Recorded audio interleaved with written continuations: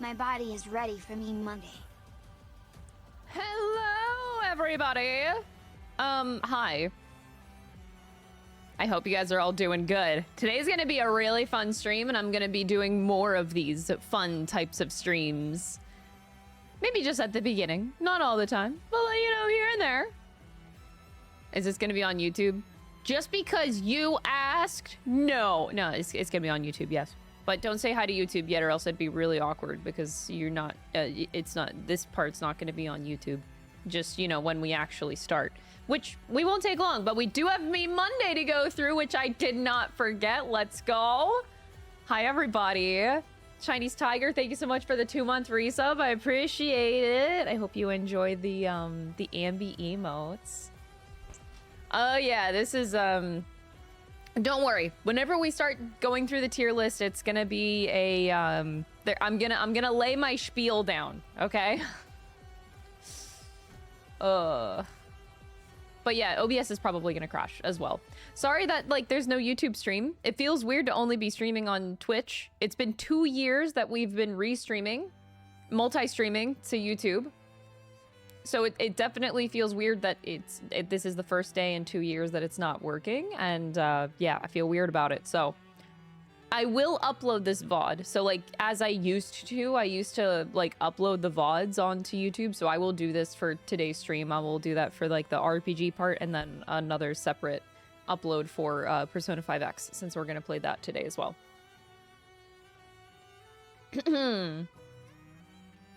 But yeah, I have played 143 freaking RPGs, man. It's a lot of RPGs.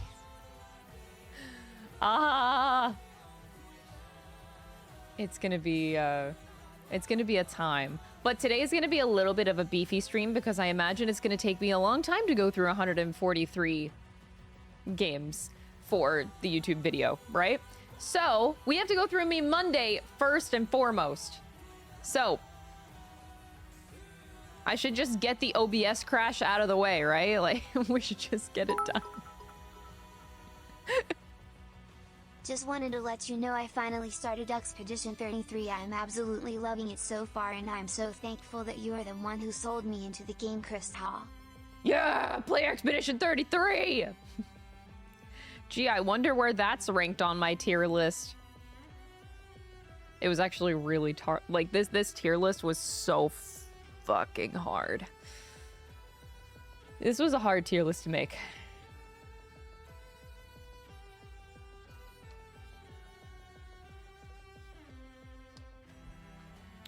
I feel like my music is a little bit weak quiet.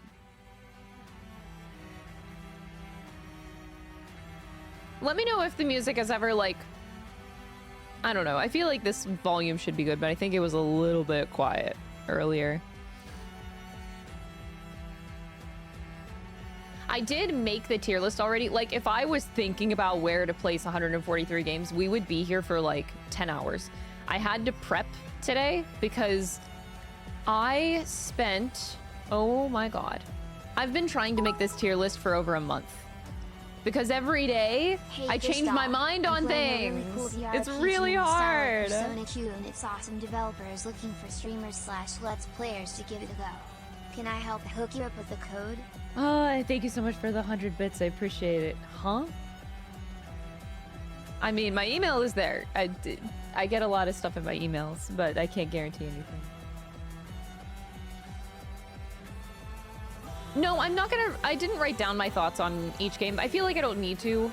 Whenever I rank a game, I feel like I know exactly what I'm gonna say about it. But we do have to start with Meme Monday though. So let's get Meme Monday quickly done so that we can go on to the actual tier list time. Yeah, I don't like scripting too much. I've never really vibed with scripting videos. I've never been that style. I can't do it, man. I've tried scripting videos a couple times, and I think what the problem is, I'm not a good writer in any way, shape, or form. Not good at it. I'm not a good speaker either, which is also working against me. But I feel a lot more genuine whenever I'm not scripting. Like, I can't come across in the same way when I'm reading a script. I can't do it. It's not, it definitely is not the same vibe. I don't know how other people do it, man. I just need, yeah, exactly. I just need to like spew my thoughts. Psh, you don't know where Soul Hackers 2 is. Psh, you don't know where that is. Okay, Meme Monday, where are we? Meme Monday. Let me find out where we are. Holy shit, that picture really scared me. Hello, everyone. Hello, Zeechin. Thank you for the 42 months. I really appreciate it, and I hope you're doing well. I stutter a lot, so I need to script it always. Honestly, that's totally fine. Everybody works differently. For me, I feel like sometimes when I do a YouTube video, I like partially script in the sense of like I'll write down a bullet point of something that I know I wanted to talk about, but not write down exactly what I want to say. Just like I need a bullet point to just remind myself that I wanted to talk about a certain something, but then I go off script from that.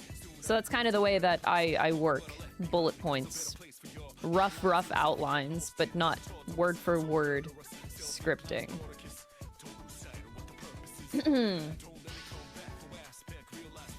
Alrighty. Let me get Meme Monday here. Alrighty, there you go. Meme Monday. This is where we left off last week. OBS waiting for the best moment to crash. OBS is definitely gonna crash today. Can guarantee it. Alright, I was cursed with this knowledge, and I think this server should be too. Whoa! That is the, yes. That is the outfit. I don't know, that's not really cursed knowledge to me. That's how, I see fashion very clearly, and I look at clothes all the time. So yes, it is pretty much a romper. That is what it is. Okay, as soon as I insert this, though, Jack is gonna be on the other side of this door. Hold on, I need to stop the music. I love this song, but we need to hear this. Okay, as soon as I insert this, though, Jack is gonna be on the other side of this door. I guarantee it. The door's gonna open, and he's gonna be like, oh no. Hey. Oh, thank you for the edit. I see. Why, thank you. What is this? How did you know this was me this weekend? Oh my god. Somebody found out where I lived and they took a picture through the window. Alright. Change your mindset. I can't do it. No boner Kuma. It's too difficult. That's ass. This is ass is the line. It's all my fault. I don't want that. I want Goro Majima. When I will be happy. Women aren't real, chat. I hate myself. And pregging Cabot is chat's fault, not mine. Oh my god! This is so toxic! Chat forgot about the Cabot thing, by the way. I know you guys did. I lost count at the total number of deaths in Silksong. Actually, the death count is 0 since it's a deathless run. That's right, it was a deathless run. Never died once. And the last one, restream down, a new fun stream format. Yeah, filming more YouTube videos at the beginning of my streams, yes. But then, yeah, Restream.io is very down right now. So that didn't quite work out as intended, but that's okay. Stop bringing up the Cabot. I didn't even bring it up, man. It's the chat. Can't blame me. I am completely innocent. All right. That being said, we can jump right into the tier list because I'm already late today, thanks to Restream.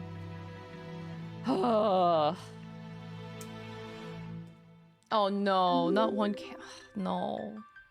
One obs crash later. OBS is not gonna crash. Right now we're doing good. We're doing good. Don't jinx it. Don't jinx it. Don't even think about it. Also, thank you for the 10 months, Chaotic. I appreciate it. Thank you, thank you. All right, are you guys ready for my RPG tier list? We have to set some ground rules first, okay? There's ground rules here.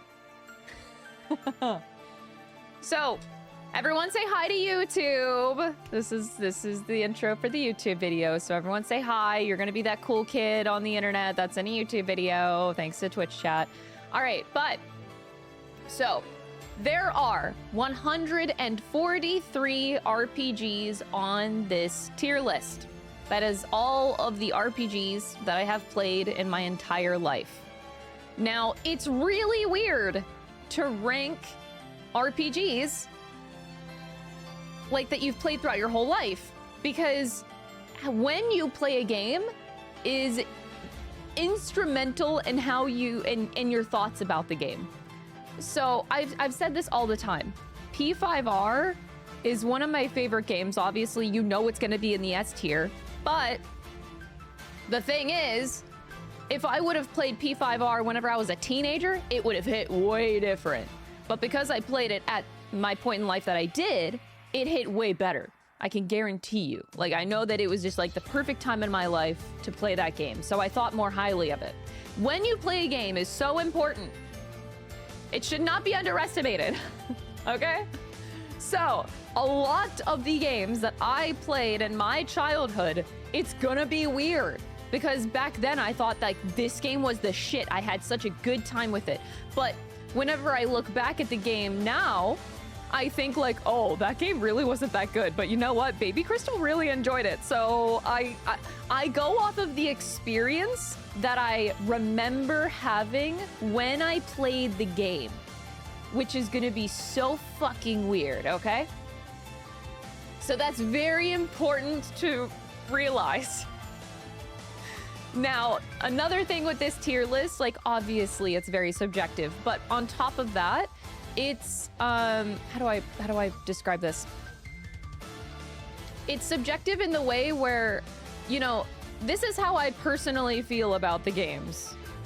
This is not how I am reviewing the games. So this tier list of my favorite personal RPGs is not what I think the best game in the world is.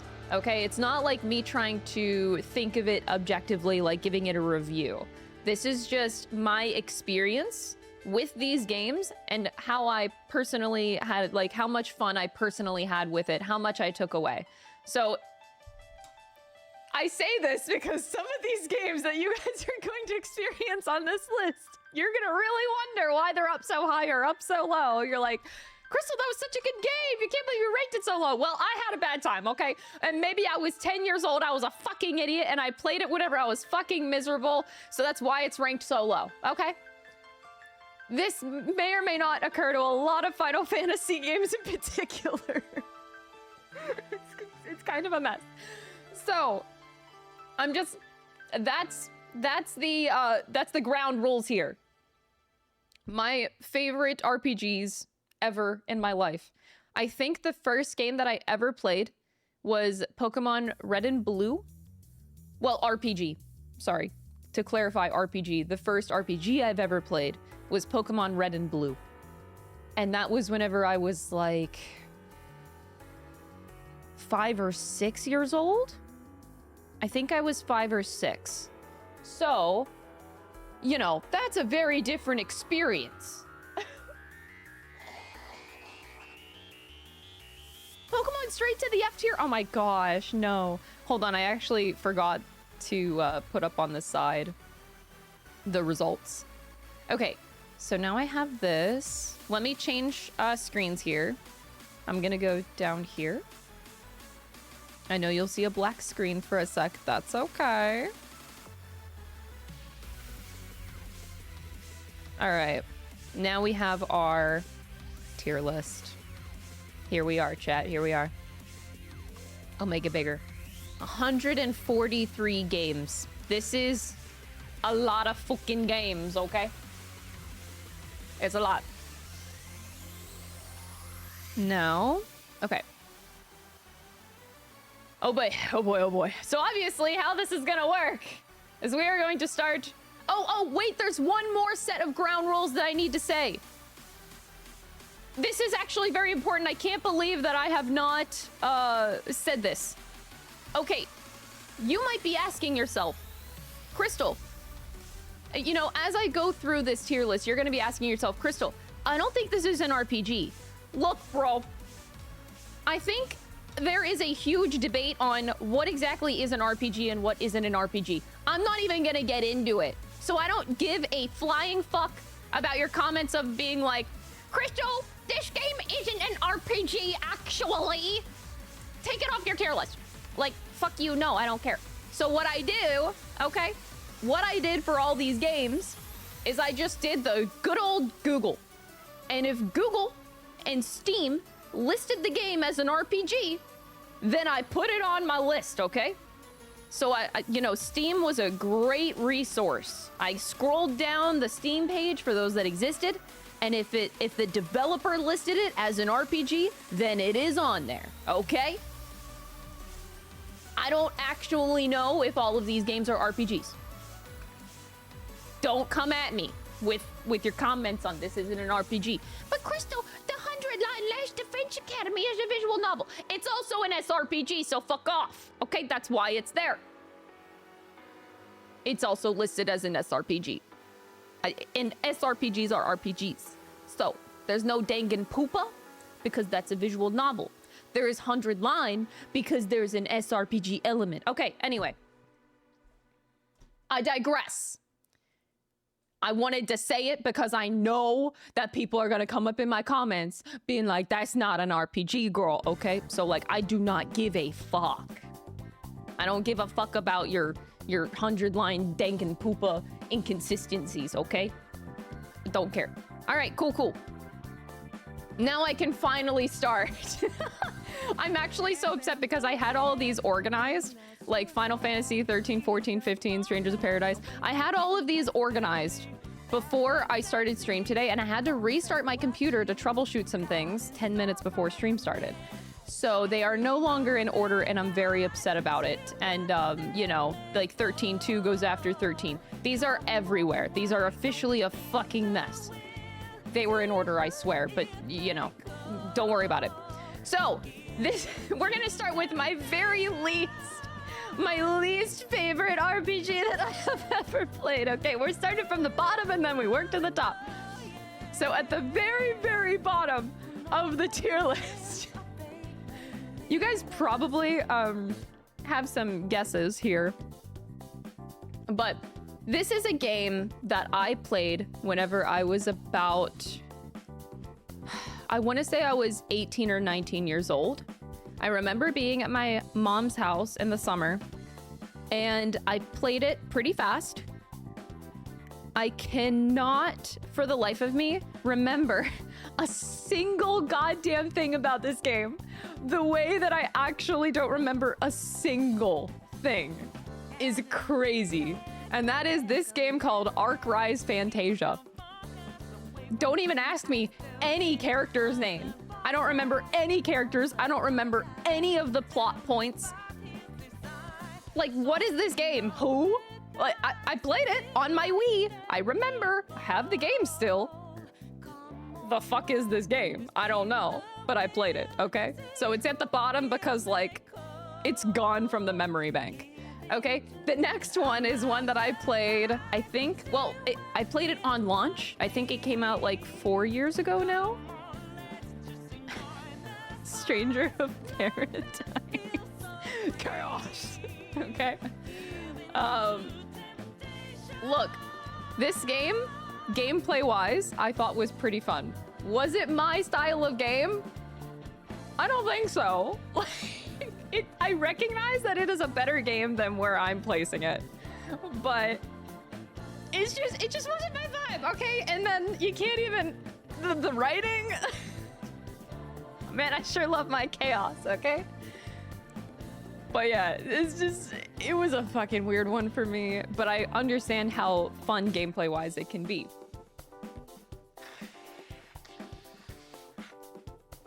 Okay. Next up on my list. Oh boy, Crystal. The next two on my list, I'm gonna put together. Final Fantasy 3 and Final Fantasy 2. They are about the same to me. What happened with the first Final Fantasy games is I played in succession. I remember in college I played them. I played Final Fantasies 1, 2, 3, 4, 5. Basically back to back to back to back.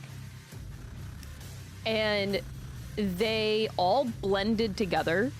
When you play them directly beside each other, like, there are things about these Final Fantasies that stand out. They definitely all have their own thing, but they just did nothing for me. And that could have just been how I played them, where I just went bing, bang, boom, boom, boom, boom, boom. But the fact that I can't differentiate these games is probably because of that, but they just left zero impact on me. Zero. So that's why they're down there. And next up, we're gonna jump to my least favorite Fire Emblem game, which I don't think is a surprise, but fucking hate Shadow Dragon. Shadow Dragon is, man, sure is a Fire Emblem, and I'm referring to the first one, not like, there's like the remake Shadow Dragon that they released for the DS, and it's pretty much the same thing, but it's still like, it was not good. This is my least favorite Fire Emblem by a pretty long shot. I just like, Marth is also like your cookie cutter protagonist that is just like the most boring piece of shit. I'm sorry, I said it. Like, Marth is like here's your hero protagonist who wields a sword and is a prince. .png 101. Like, he's nothing. He's a literal fat load of nothing. And he does nothing for these games. Anyway, I hate that he's like a staple of Fire Emblem because Marth is like one of the weakest protagonists in my opinion. Shadow Dragon's just, man, it's bad. But he has blue-haired Effie protag. Anyway, the gameplay with this particular one is also not great. There's just, I can't believe that Fire Emblem became a franchise off of the first one. That's all I'll say. Like, it's a thing. All right, next up, as I complained about Final Fantasies 2 and 3, now I have to find, there it is, Final Fantasy 1, the first one. Yeah, that also, you know, same spiel about Final Fantasies 1, 2, and 3. They're pretty much in the same boat for me. All right, next up, you have what most of you know as my favorite anime. I loved Full Metal Alchemist so much that I did play the 2 games, as they are here. I did play both of these games in my youth, and they're games. I actually remember enjoying my experience, but the problem that I have with it is I just don't remember anything about it. Like, I loved Full Metal Alchemist so much, and I made my mom buy these games, and then I don't remember them at all. I think I had fun, though. I think I had fun. All right, and then the king of the D tier. The king of the D tier, and I think this is as a surprise to absolutely no one. Soul Hackers 2. Crystal, how is Soul Hackers 2 not at the bottom of the D tier? Look, bro, I don't know.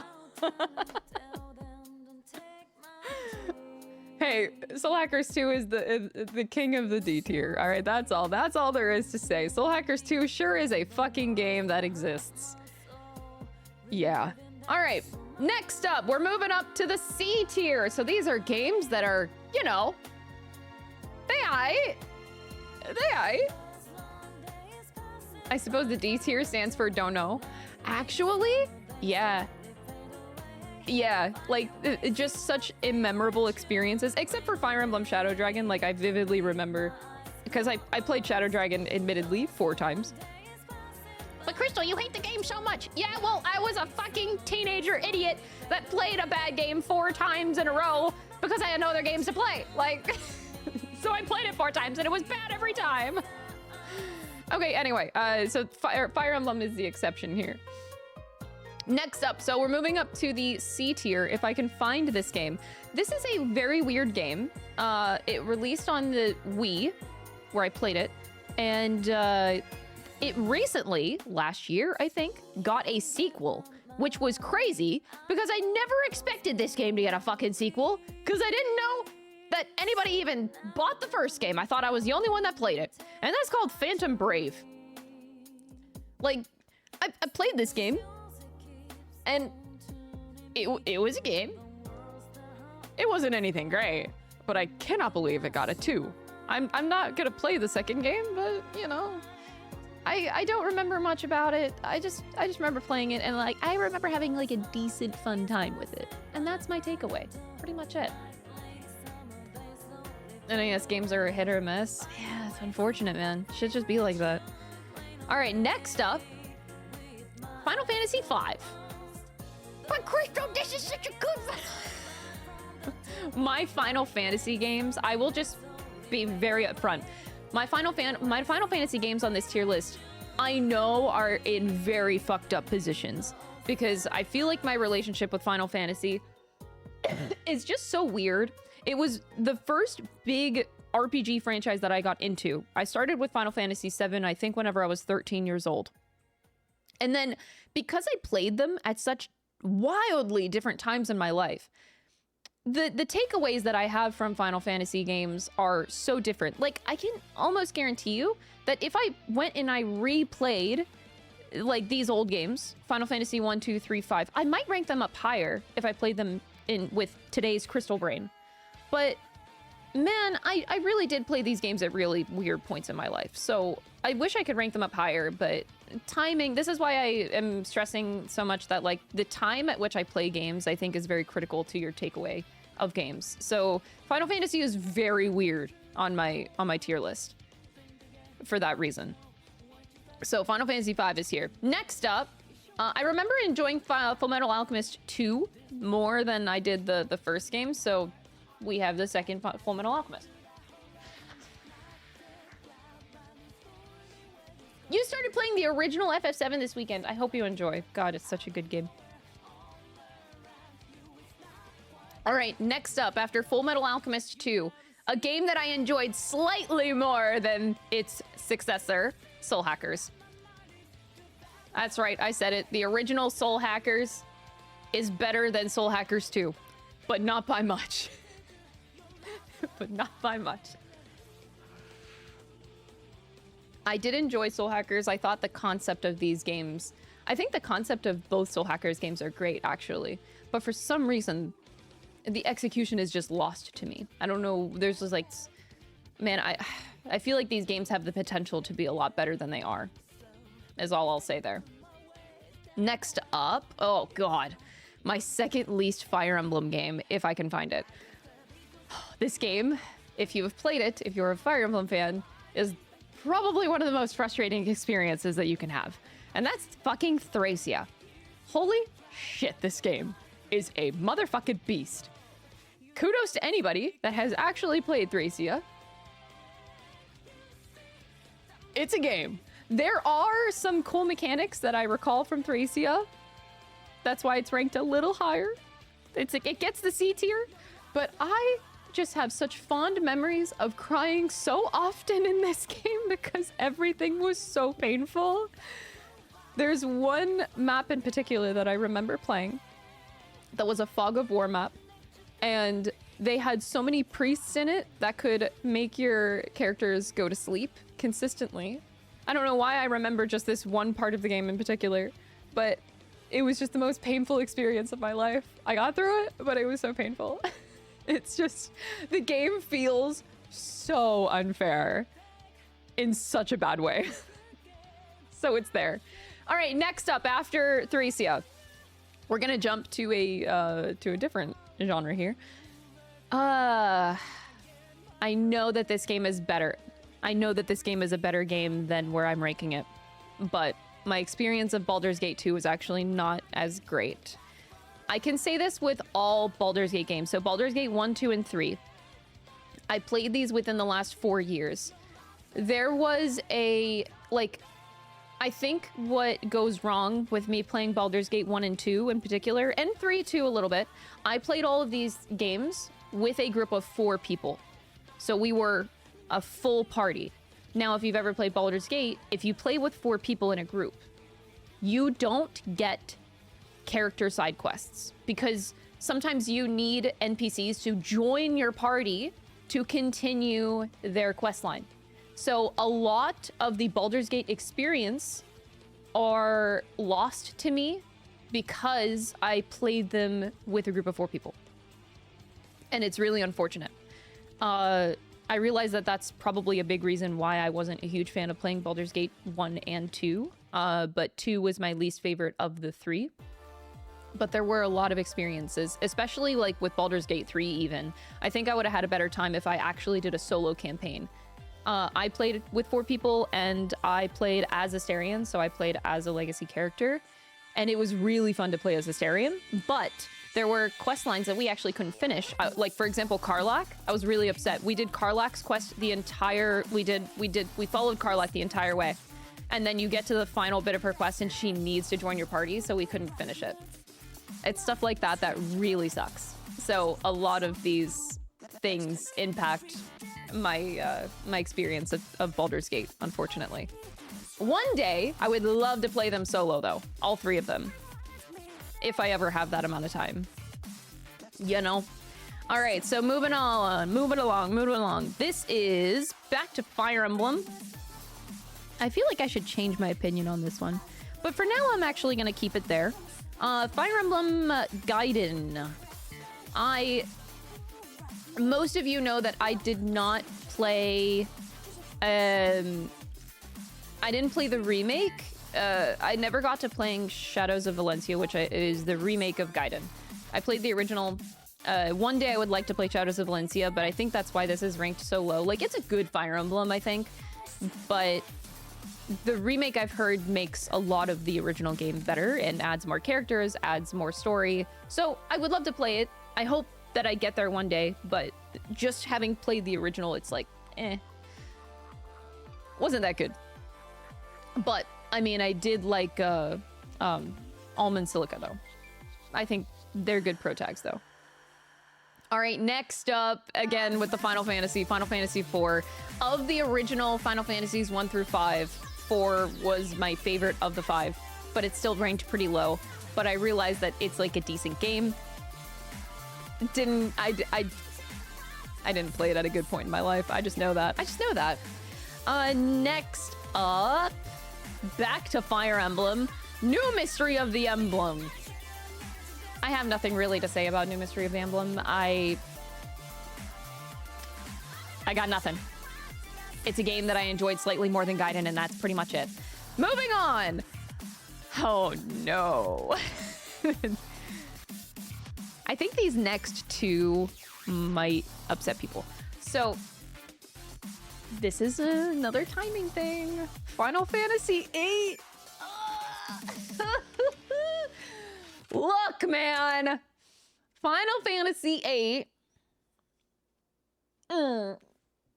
Like,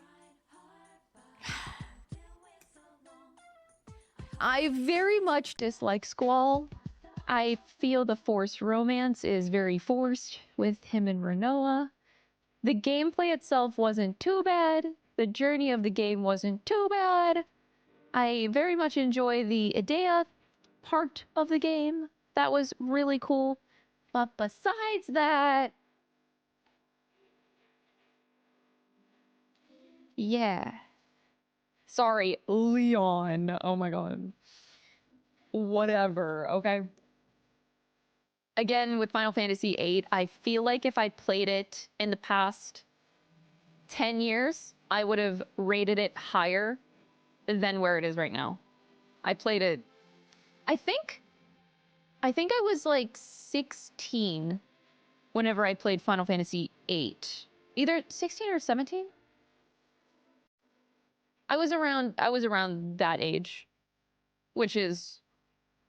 yeah, I feel like it just was not meant to hit at that age. So I think timing was a big factor in my opinion of it. Probably would be a higher opinion if I played it now. Played again, it was 30 years ago. Yeah, for real though, like, I played it at a questionable moment in my life, that's for sure. And the next one that I hope doesn't upset too many people, I just didn't like it, man. Like, I didn't like it nearly as much as the other Soulsborne games, and that's Dark Souls 2. Holy shit, so many of the bosses in this game just straight up piss me off. It doesn't feel the same at all as the other Souls games, any of them.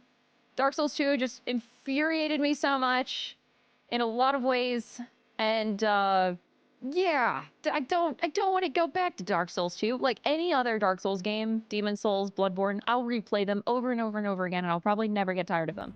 Dark Souls 2, I never want to even look in that direction ever again. Yeah, no. Next up, which I think this is universally accepted, is Like a Dragon Ishin. I don't think this game hit as hard as everyone was hoping. Like, we know it's a spin-off game, and it's a remake, and, you know, it doesn't have the same huge impact that the other Yakuza games have. There was, you know... Ishin's not bad, but it's definitely... It just, I didn't think it hit that well. It was an enjoyable experience, but and I ended up being a little bit disappointed with it, unfortunately. Next up, Final Fantasy 13, though. And this one I think is a very more true rating to myself in current day. Like, I remember playing Final Fantasy 13 back in, I think it was my early 20s. Like, oh, it was younger than that. Oh, it was younger than that, never mind. 18, 19? I think it was my late teens. But, yeah, 13. I just, man... Ugh. There were so many things about 13 that didn't make me comfortable in playing it. One, it's not even just me saying that the game is very linear. Because everybody, I think, makes the same criticism about 13. It's not exactly that. It's that I felt like the boss fights were very linear in the sense that you had to have a certain, I didn't like that there wasn't any flexibility with the bosses, especially early game. It's like the game actively punished you if you didn't have a synergist in your party, or you didn't have a synergist plus a servitor. Like, you had to have these roles for certain boss fights, or you were punished for it. So that is what I very much disliked about the game, is that it didn't feel like there were multiple ways to achieve a goal in 13. It's like, you know, you came up to a boss fight, you had to figure out your team comp, and if you didn't figure it out, there was almost no other way that you could get the boss fight cleared until you had and figured out the correct composition. And that is what I didn't like about it. Besides the other, like, linear comments, like, it's fine, it's not the only RPG I've played that's linear, that's whatever. Did I not want the game to be open world, like, just at the end of the game? Sure, but, like, it's fine, that part of it is fine. I just thought that the battle system, the stagger system was cool. I will say that. I did like the team compositions, but the strict battling definitely did not vibe with me. And I like lightning, but I don't feel like the story in general really hit me. Vanille, oh my god, I highly dislike Vanille to this day. Oh my god, she makes me... Ooh! She's so infuriating. I'm sorry, Vanille lovers. I'm sorry, Vanille lovers. But anytime she was on the screen, I was so angry at her. And I think that's the point. I think you're supposed to be at some point. But anyway, I'm ranting about FF13. But yeah, there was some aspects of the game that were a hit. Some of them were a miss. But I didn't vibe with 13 pretty much at all. All right, next up. Oh boy. SMT for Apocalypse. Woo! We all know how I feel about this game. We played it a few years ago here on the channel, and oh! I loved SMT4 so much, but Apocalypse, I just didn't like it all. Like, it was... Wait, what's our favorite fairy line?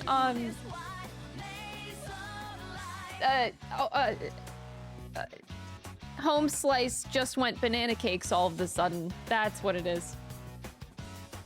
That's all I gotta say about Apocalypse. Home Slice just went banana cakes all of a sudden.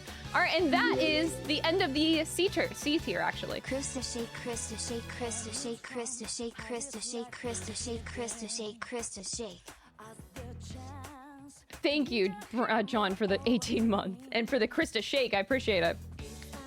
My YouTube channel is amazing. Thank you so much. I really appreciate that. We're filming a YouTube video right now, so hey, perfect. All right, so C and D tiers are officially done. Now we're in the B tier, which, you know, if you're in the B tier, you're a good game in my brain. You're a good game, okay? So like we're kind of winning here. The bottom of the B tier is Baldur's Gate. Same exact thing I said before with my experience of it would have been better if I didn't play with 4 people. After Baldur's Gate, is this? Okay, it's 1. Let me find the game. Etrian Odyssey 1. I love dungeon crawlers. I really enjoyed playing Etrian Odyssey. I only played 1 and 3, so those are on here. I never got to 2, but 1 was pretty good, and you know, it's in a pretty good spot, I feel. After Etrian Odyssey 1, now I wish I had an explanation as to why this game did not hit me as much. I almost feel bad, but I feel like this is a better game than where I'm ranking it. But Chrono Cross, man, I don't know. I don't know why I didn't enjoy it more. Maybe I was like crabby when I played it. Maybe I was. I don't know. But like it's not bad by any means. Maybe my expectation was higher in going into it. Maybe that's a mistake that I made, having a higher expectation for the game and then being a little bit disappointed. I don't know. Like I enjoyed it, but next up, we have the game that we're gonna be playing after I finish filming this video on stream here, Persona 5X. Woo! This is the current ranking of Persona 5X, by the way. It might go up as the palaces and as the content comes out. But where it stands right now, it's like a solid B. All right? I can't say any more because it's not fully out, but, you know. The current experience is Subway slamming, man. Hell yeah. After P5X, we have my least favorite of these 3 Xenoblade Chronicles games is 2. And it's funny because I put a fuck ton of hours into 2. I think I put, like... I showed it on stream one day, but it had to be at least, like, 200 hours. I played the ever-living fuck out of 2 because I really wanted to collect all the Pokemans. I wanted to collect all the blades, and I almost got all of them. I wanted that achievement so damn bad, but farming in the endgame to get all the blades, like, oof, it was getting rough. It was getting rough. But the story of 2 didn't, like, it wasn't bad. That's why it's in the B tier, but it just didn't, a lot of it I ended up forgetting about, which I kind of hate to say, but I remember the characters at least a little bit more. Like, I just remembered Nia and, of course, Pyra and Mithra.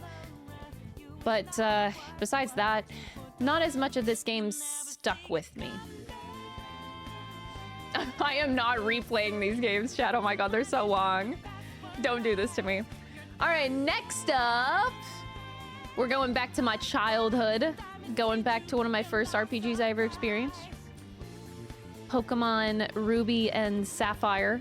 I fucking loved these games growing up, man, so I have very good memories of them. I loved them. I played the ever-living shit out of Ruby and Sapphire. I played the ever-living shit out of every Pokemon game that I played. But Ruby and Sapphire, up there. And I still have the other Pokemon games to rank, so I think this is my lowest ranking Pokemon game. Now, again, Pokemon I played whenever I was a baby. I stopped playing Pokemon back in 2003, I think it was, whenever Pokemon Diamond came out. I stopped playing at Diamond. So my ranking of the Pokemon games is just from my childhood. You know, I started playing Pokemon Red and Blue and Yellow whenever I was like 5 or 6 years old. And then by the time I think I was 12 or something, oh no, 10 is when I stopped playing Pokemon. Or Diamond was 2007. Okay, so I stopped playing Pokemon in 2007. I started gaming. So that was about like six years of Pokemon that I played. A lot. So I have never played a Pokemon game since. So I don't know about current Pokemon shit, but I know that my memories of Pokemon were very, very high. And it got me through a lot of my childhood. So very thankful. Ruby and Sapphire, up there. Loved it. And next up is another Pokemon game. Pretty much because these are the same. This is the same. So Emerald I enjoyed more because it had Rayquaza, and Rayquaza was really cool. So I'm probably saying Pokemon wrong, by the way. I have no idea. So yeah, Emerald I liked better. Next up is a game that I wanted to enjoy so much more, but I was so disappointed by it. The reboot of Advance Wars 1 and 2.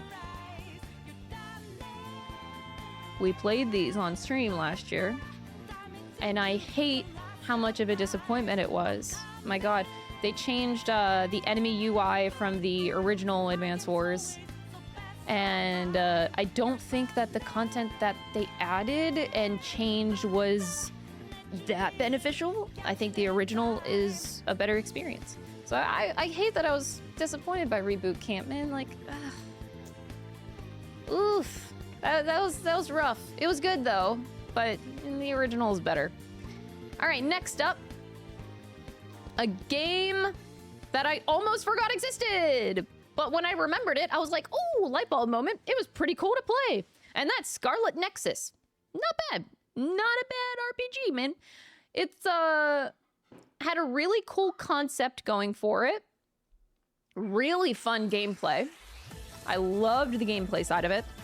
I wish I remembered more of the story, though. That's why it's in the B tier. Like, I remember having a super fun time playing it, but I honestly forgot most of the story, but I remember enjoying playing it a lot.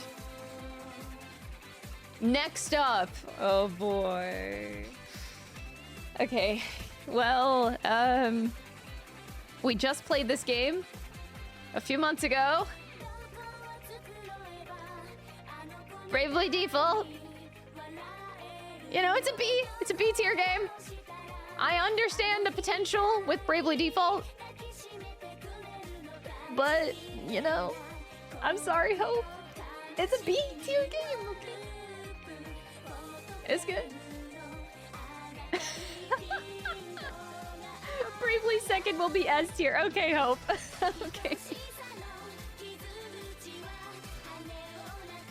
It's not even just the time loops. Even up to the way that the game begins with gathering your party. I don't know. It's kind of awkward, but the game was still fun. Game was still very fun. Loved the job system and the combat. That was a huge highlight for the game. All right, next up, after Bravely Default, this game I enjoyed better than its predecessor.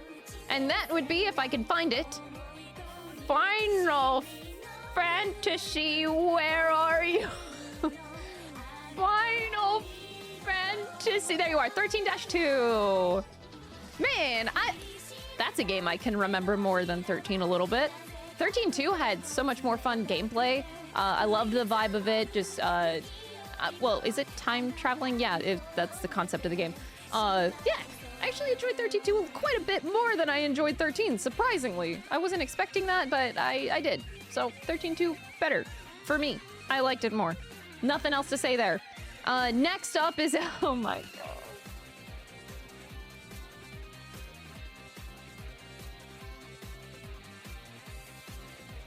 Okay, please don't mold, but I think I might be the only person on the internet that actually enjoyed this game.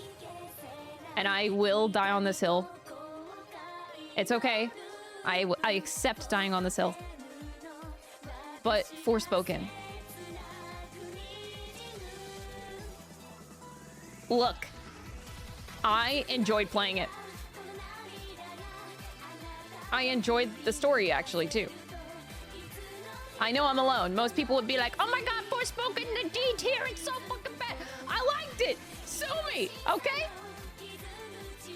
Oh, wait. Yeah, sorry. But yeah, I liked it. It's not like A or S tier, but I played it. I enjoyed exploring in the world. I thought it was fun. I liked... I don't know, I liked it. Speak your truth. Thank you for the 59 months, Soma. But I do think, now this is like, honestly, my thoughts on Forspoken. I think that the internet does give it more shit than it deserves. Do I think it's an amazing game? Absolutely not. But I don't think it's as bad as everyone made it out to be. But I had a good experience with it, so. Gameplay fun, story wasn't that bad. It was pretty decent. Was it worth $70? Yeah, I would agree it wasn't worth $70. Without a doubt. I would agree with that. All right, next up, I also wanted to rank this game higher than it was. Sea of Stars.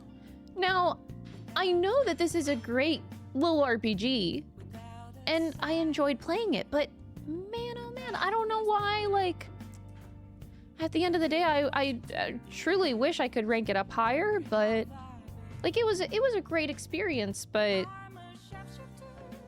I don't know. You think it's overrated? There's something about it that didn't quite stick, and I really wanted it to stick. But it's just like, it's I think it's like a good indie RPG, but that's as best as I can say about it. I mean, I think it just had DLC that came out this year, and it's co-op or something. They wanted to send me a code. They wanted to do a sponsorship, I think, and I failed to reach back out to them, and I feel bad about it, but yeah, I feel bad. Oh, Garl, definitely the best part. I'm glad I'm not alone, though. I felt bad about placing it this low. But yeah, there it is. All right, after Sea of Stars is, if I can find it, the other Etrian Odyssey game that I played, Etrian Odyssey 3. I enjoyed Dungeon Crawlers, and I actually enjoyed Etrian Odyssey more than I thought I would, so there you go. There's 3. Next up, we're back into Fire Emblem. I hate talking about Fire Emblem because I could yap about Fire Emblem for so long, for hours. I could talk about Fire Emblem for hours. And this game in particular. Ah! If I can find it. Fire Emblem Fates. Fire Emblem If is what we called it back on launch. Fire Emblem If. Oh my god. Ah! Fire Emblem Fates is so damn frustrating. I played all 3. I played Conquest, I played Birthright. Well, in order. I played Conquest first, I played Birthright second, and I played Revelations third. And then I went back and I played Conquest again, but on the hardest difficulty. So I played it through 4 times. So frustrating. So, like, I won't go crazy hard on my Fire Emblem talks as hard as I know I can go. But Fire Emblem Fates is such a frustrating game because mechanically, it's actually, well, Conquest mechanically is really good. It's one of the best and most literal hard-hitting experiences in Fire Emblem franchise, like playing Conquest on Maddening, or I forget what that... The difficulty names are different in Fire Emblem games, but it was a very fun experience, actually. So I enjoyed playing Fire Emblem Conquest, specifically. Birthright and Revelations are a joke. The stories are a joke. The character designs are also, like, so mid-tier to, like, bleh, I don't like them. But man, it's ranked up this high only because Conquest was a good gameplay. That's it. I bought a Switch 2 to play Path of Radiance. You are the most based chatter. Holy shit. I VIP that guy. That's your first message too? We should VIP that guy. Brooke, thank you for the 25-month resub. I appreciate it. Yeah, we didn't even get to Path of Radiance yet. Or a lot of Fire Emblem games. We're getting there. All right, so after Fire Emblem Fates. This is another game that I want to rank higher. But I'm sorry, like... Pirate Yakuza in Hawaii. Hold it! Pirate Yakuza in Hawaii, you know, it's a spin-off game. It's a spin-off game. They did a good job with it. I think they did a decent job with Pirate Yakuza in Hawaii, but I don't think I can rank it any higher than this personally. But I had a fun time playing as Majima. And I think, yeah, just some areas kind of fell flat. I wish I could like the characters in particular more.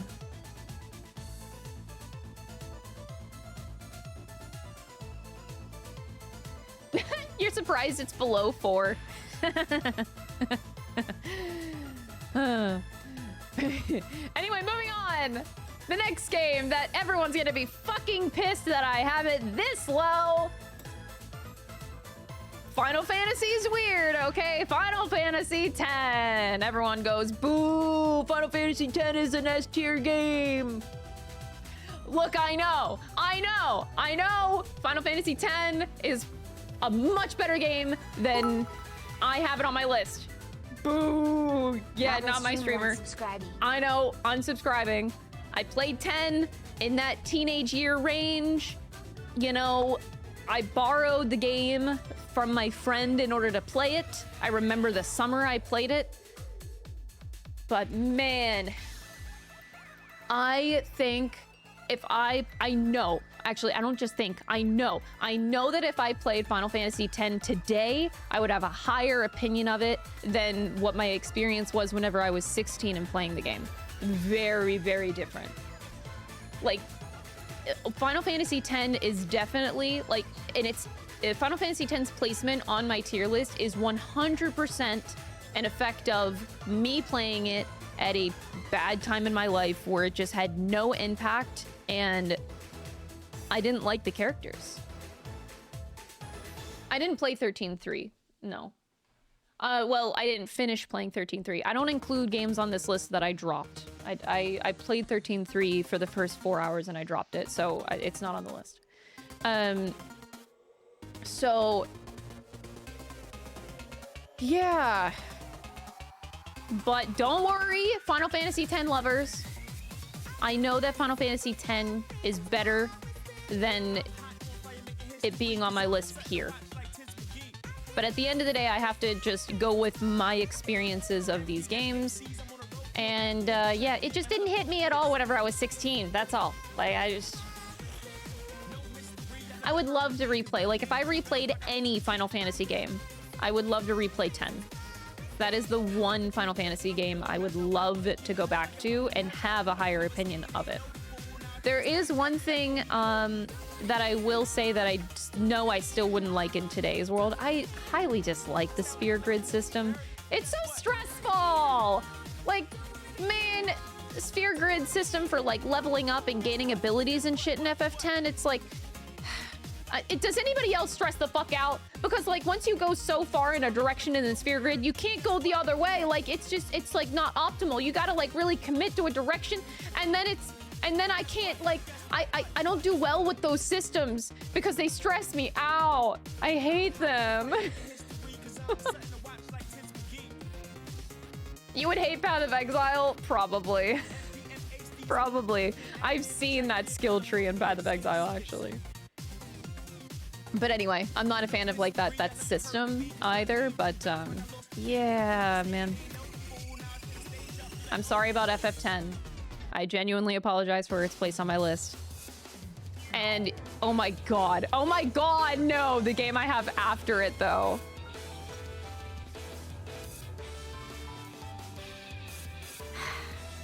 I just want to say I enjoyed this more than I enjoyed Final Fantasy X, okay? Like, if I can find it. There it is. Fire Emblem, I'm shaking. Fire Emblem Genealogy. I'm gonna get canceled online. Okay, look. I enjoy genealogy story. I know everyone's like, boo. Okay, but the story for genealogy, I'll take over FF10. But Crystal FF10 story is so good. Yeah, I agree with you. It's good. But genealogy, you know, it's cool. The maps are infamous in Fire Emblem genealogy. They are genealogy. They are so long. My Dom is actually playing genealogy. Well, 6 months ago or whatever. It was the last time he played it.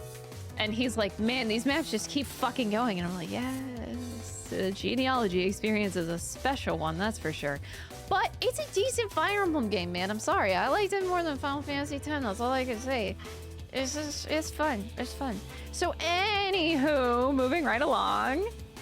Now this game deserves to be higher than any other game on this list. And it's 100% biased and I don't regret it. Pokemon Crystal? They literally named a Pokemon game after me, personally. Like, that's so nice of the Pokemon series to do that. And to this day, I still do not know how to pronounce this fucking Pokemon's name. I grew up pronouncing it as Sushin, but I think it's like Suicune or something. Like, this is my game. This is my Pokemon game, okay? I don't know how to say it. Sushimon. Ban that guy. Suicune. Suicune? Suicune. Okay. I used to call him Sushin, yeah. I don't think the internet was really prevalent back in these days, y'all. So don't make fun of me. When I played Pokemon Crystal, I think it was like the birth of the internet, okay? I couldn't look up how to say shit, okay? I got my Nintendo Power magazine in the mail every day. My mom was subscribed to it. And that's how you had knowledge of anything back then. I couldn't look it up. And I still don't know how to, okay. Anywho, I feel like, okay, chat, I don't want to feel old. Did anybody else, like, grow up having their parents subscribe to Nintendo Power magazines? Was I know I'm not the only one. I just don't want to feel alone, because saying that just made me feel so old. No, you're old? Oh my god. Get out of here. I'm not that old. I was sub for a year. Nope, had Game Informer. Game Informer? Oh, I never had Game Informer? What the fuck? My mom only did Nintendo Power. You had the first issue mailed to me as it came out? That's actually so cool. What the hell? Sick. That's the only thing my mom ever subscribed to, I think, magazine-wise, was Nintendo Power, because me and my brother were big gamers. No thanks to her, she's the one that bought us a Game Boy. Like, bitch, maybe you shouldn't have done that. I wouldn't be where I am today. Anywho, moving right along. I loved Pokemon Crystal. 100% biased, because I was like, oh my god, that's my name! And when you're playing a game that literally has your name in it, and you're like 8 years old, okay, bro, like, it's fucking cool. I had bragging rights in school, okay? Then I got bullied later, but you know, I had bragging rights for a whole 30 seconds. All right, next up on the list. This is another one that'll get me canceled. Witcher 3. I know it's a better game, okay? My biggest gripe with The Witcher 3 was that it is 98% side content. And then when you, like, I love the side content. Also, don't get me wrong. Don't get me wrong. I just wanted something more compelling off of the main storyline of The Witcher 3. Like, they made an insane open world, okay? Like, there is so much shit to do, and the game is just 100% side content, pretty much. But man, the fact that I can say the entire plot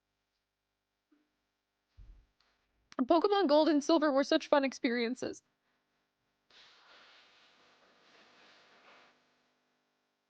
I fucking loved playing these games growing up. Played the ever-living fuck out of them. Alright. If I played Pokemon Gold and Silver today, I probably would have ranked it lower. But, you know, whenever it's like one of the first 2 games that you're playing in life, oh, they're great. They're great! Because you have nothing to compare it to. Alright, next up. Next up. Yeah, the B tier is bloated. But honestly, I think the A tier is the most bloated. Yeah, most games are in the A tier in my tier list. All right, next up, Yakuza 3, which, with the release of Yakuza 3 Dark Ties in February, I wonder if I'll rank Yakuza 3 up higher. But, you know, why, Kiryu? I ended up liking Yakuza 3 more than I thought. You know, being a dad. Yakuza 3's fun. I'm very interested in how Dark Ties is gonna go, Kiwami 3. We'll see. I imagine, like, Yakuza 3 will go up in the tier list after February. We'll see. Yakuza 3 over Witcher 3. Look, I know. There's a lot of weird shit in here. I know. And the next game, I enjoyed more than I thought I would, and I'm glad that we were sponsored to play it because I would not have touched it if I wasn't sponsored, and that's Ease. Holy shit. This was my first and only Ease game that I've ever played, and it was amazing. I actually loved it. And the soundtrack goes off so fucking hard. I did not know that the Ease soundtrack goes off that hard. It was super fun to just play this game. So huge shout out to, I forget the company that sponsored me to play it, but huge shout out to them. I'm actually really thankful that I took that on. It was very fun to play Ease. I would like to play more of the Ease games. Next up, Xenoblade Chronicles. I can't even feel bad about this placement. It's higher than I initially had it. I ended up moving it up last week. Oh, Xseed, that's what it was. Yeah, Xseed.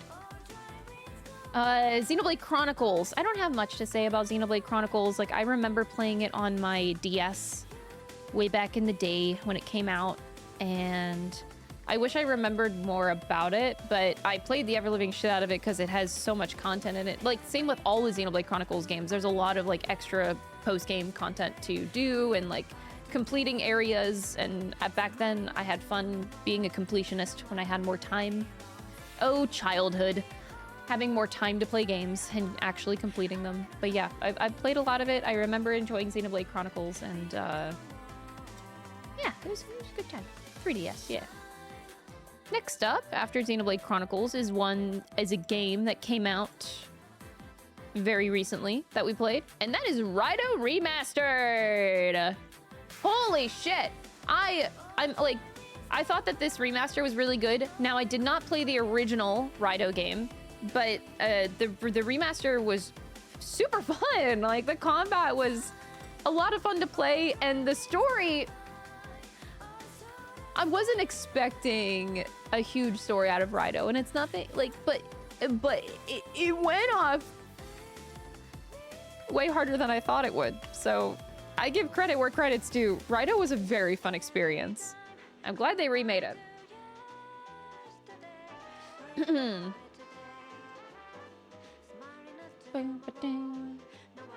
Next up, oh wait, I hope I'm not missing. No, okay. Next up on my tier list is a spin-off Fire Emblem game, and that is Fire Emblem Warriors. Now, you might be asking yourself, like, Crystal, this Warriors game sucked ass. And you would be right. But I loved it. Like, this game, the Warriors game, I fully realize it's not really that good. But I think I have become a sucker for Warriors games. They are so addictingly fun. And I think I just love the whole genre of this style of game. And I wish I played more of them, because the amount of hours that I have in Fire Emblem Warriors is stupid. Well, before I lost my Switch data, I had a lot of hours in Fire Emblem Warriors. It's lost now, but you know, I love Warriors games. So me being a Fire Emblem fan, and having a Warriors combo, I played it a lot, and it was really fun. Next up is, I know, get your clown outfits ready, okay? Like, feel free to clown on me. I know this game is not nearly as good as... I can't believe I have it up this high. Okay? Like, I know that it's fucked. Dirge of Cerberus. This game is so shit. Like, it's... Dirge of Cerberus, I realize, is such a shit game. But words cannot express how much of a Vincent Valentine simp that I am. Like,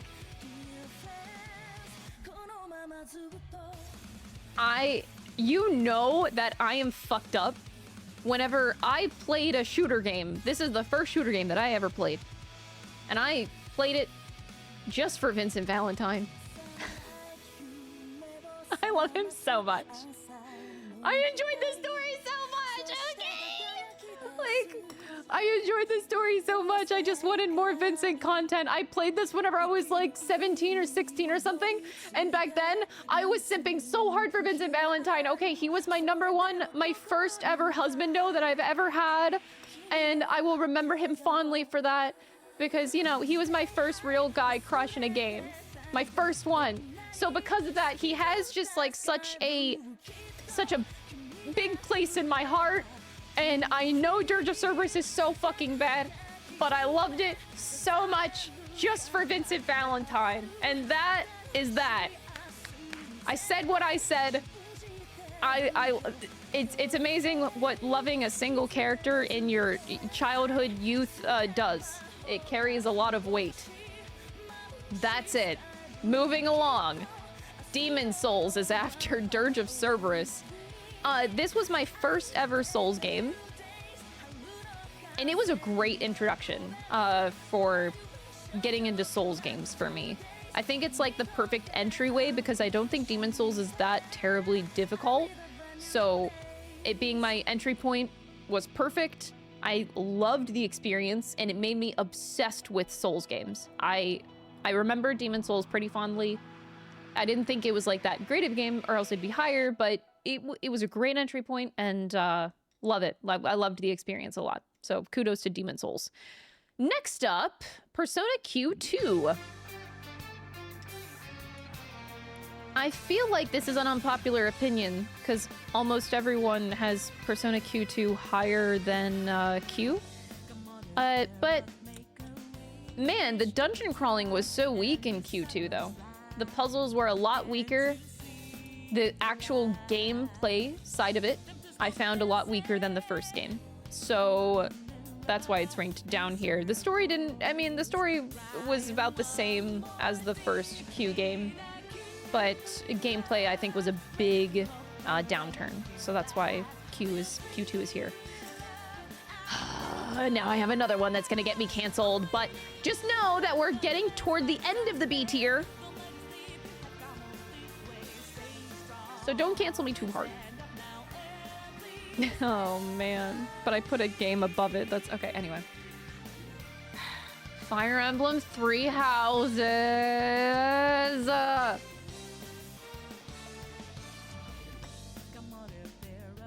I rant about Fire Emblem Three Houses a lot.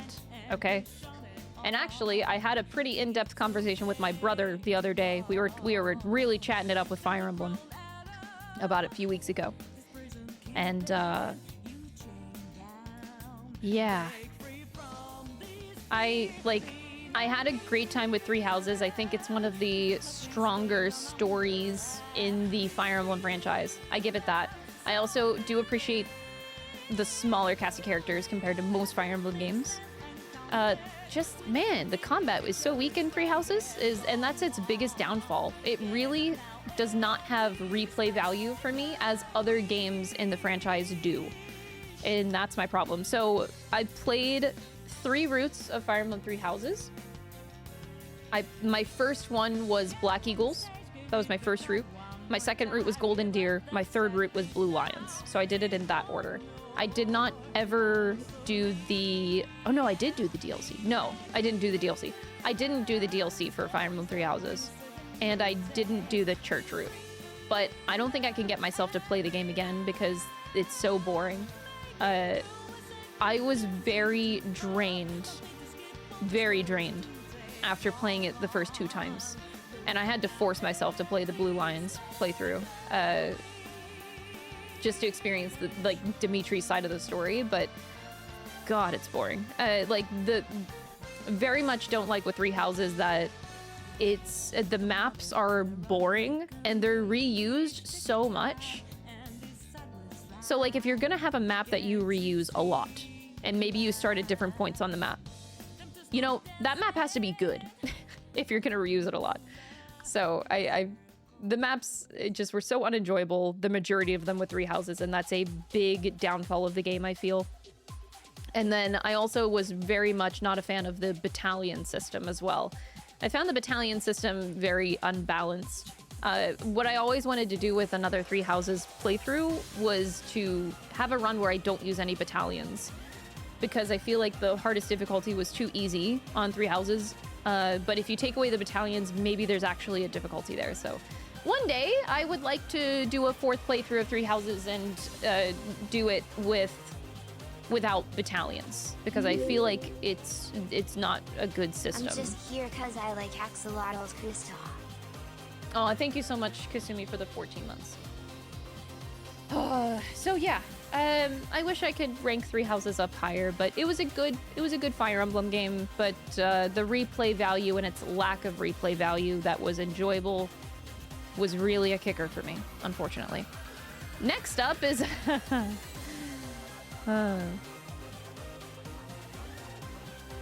yeah, I can't believe I ranked this game above Three Houses. Fire Emblem, where are you at? Where is it at? Fire Emblem. It's Binding Blade. I don't know where Binding Blade is. Fire Emblem Binding Blade is I like more than Three Houses. I'm saying it. I'm saying it now. Roy's our boy. Okay? There it is. There it is right here.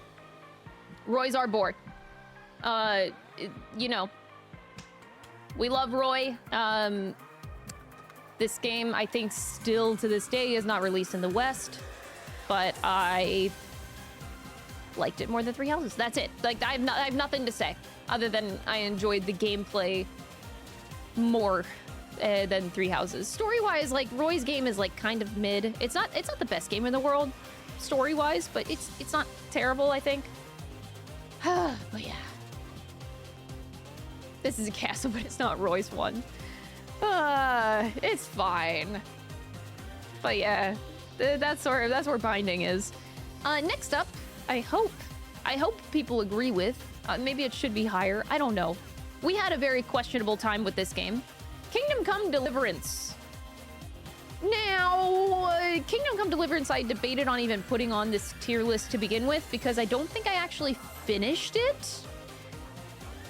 It's a weird game, man. Like, I think I played it too early on launch.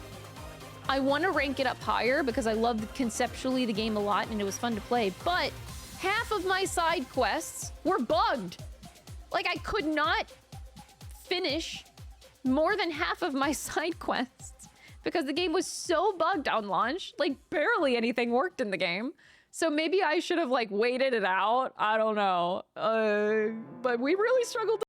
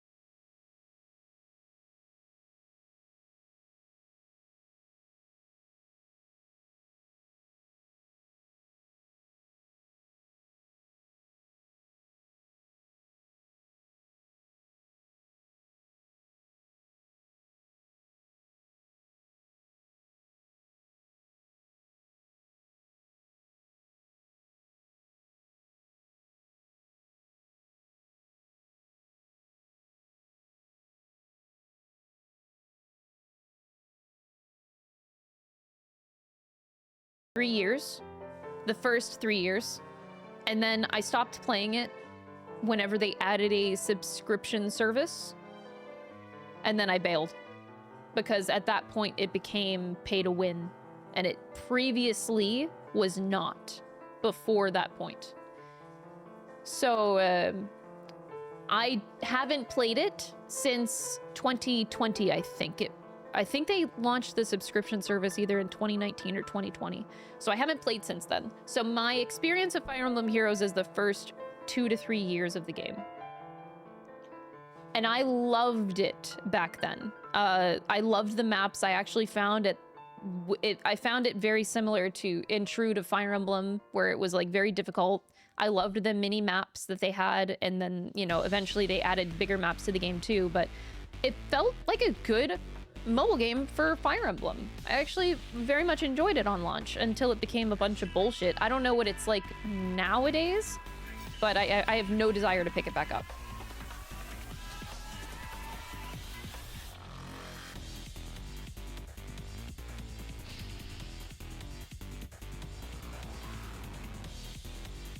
Have you seen the modern FE Heroes skill descriptions? No, I haven't. Like I said, I haven't really touched the game since then. I uninstalled it and never looked back. I haven't really looked at like what comes out much. But the character art is legendary. Like anytime that they would come out with a new character for like after a year after I stopped playing it, I remember looking at the character art or like looking up that stuff online because it was really fun to look at.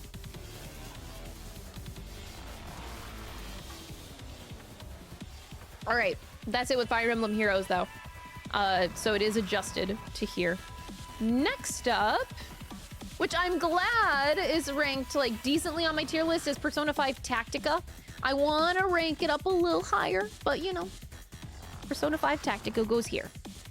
Very enjoyable SRPG. I thought it was a good spin-off game.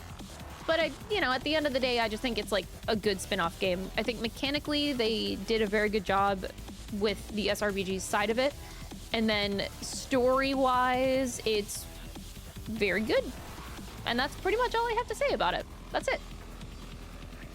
Next up is a Yakuza game. One in which is Kiwami 2.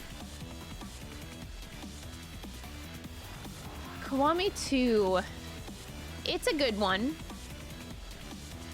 I like Ryuji a lot, obviously. I think most people really, really love Ryuji. But that's as high as I can rank Yakuza 2. And that's that. Nothing more to add, really. And the last game in the B tier. The king of the B tier, everybody! One that we spent many a months playing this very year. Many months.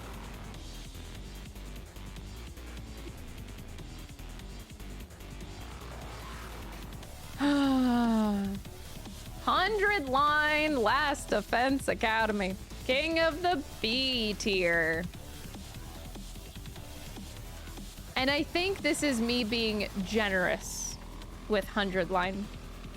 It's the mixed feelings I have with this game are a lot.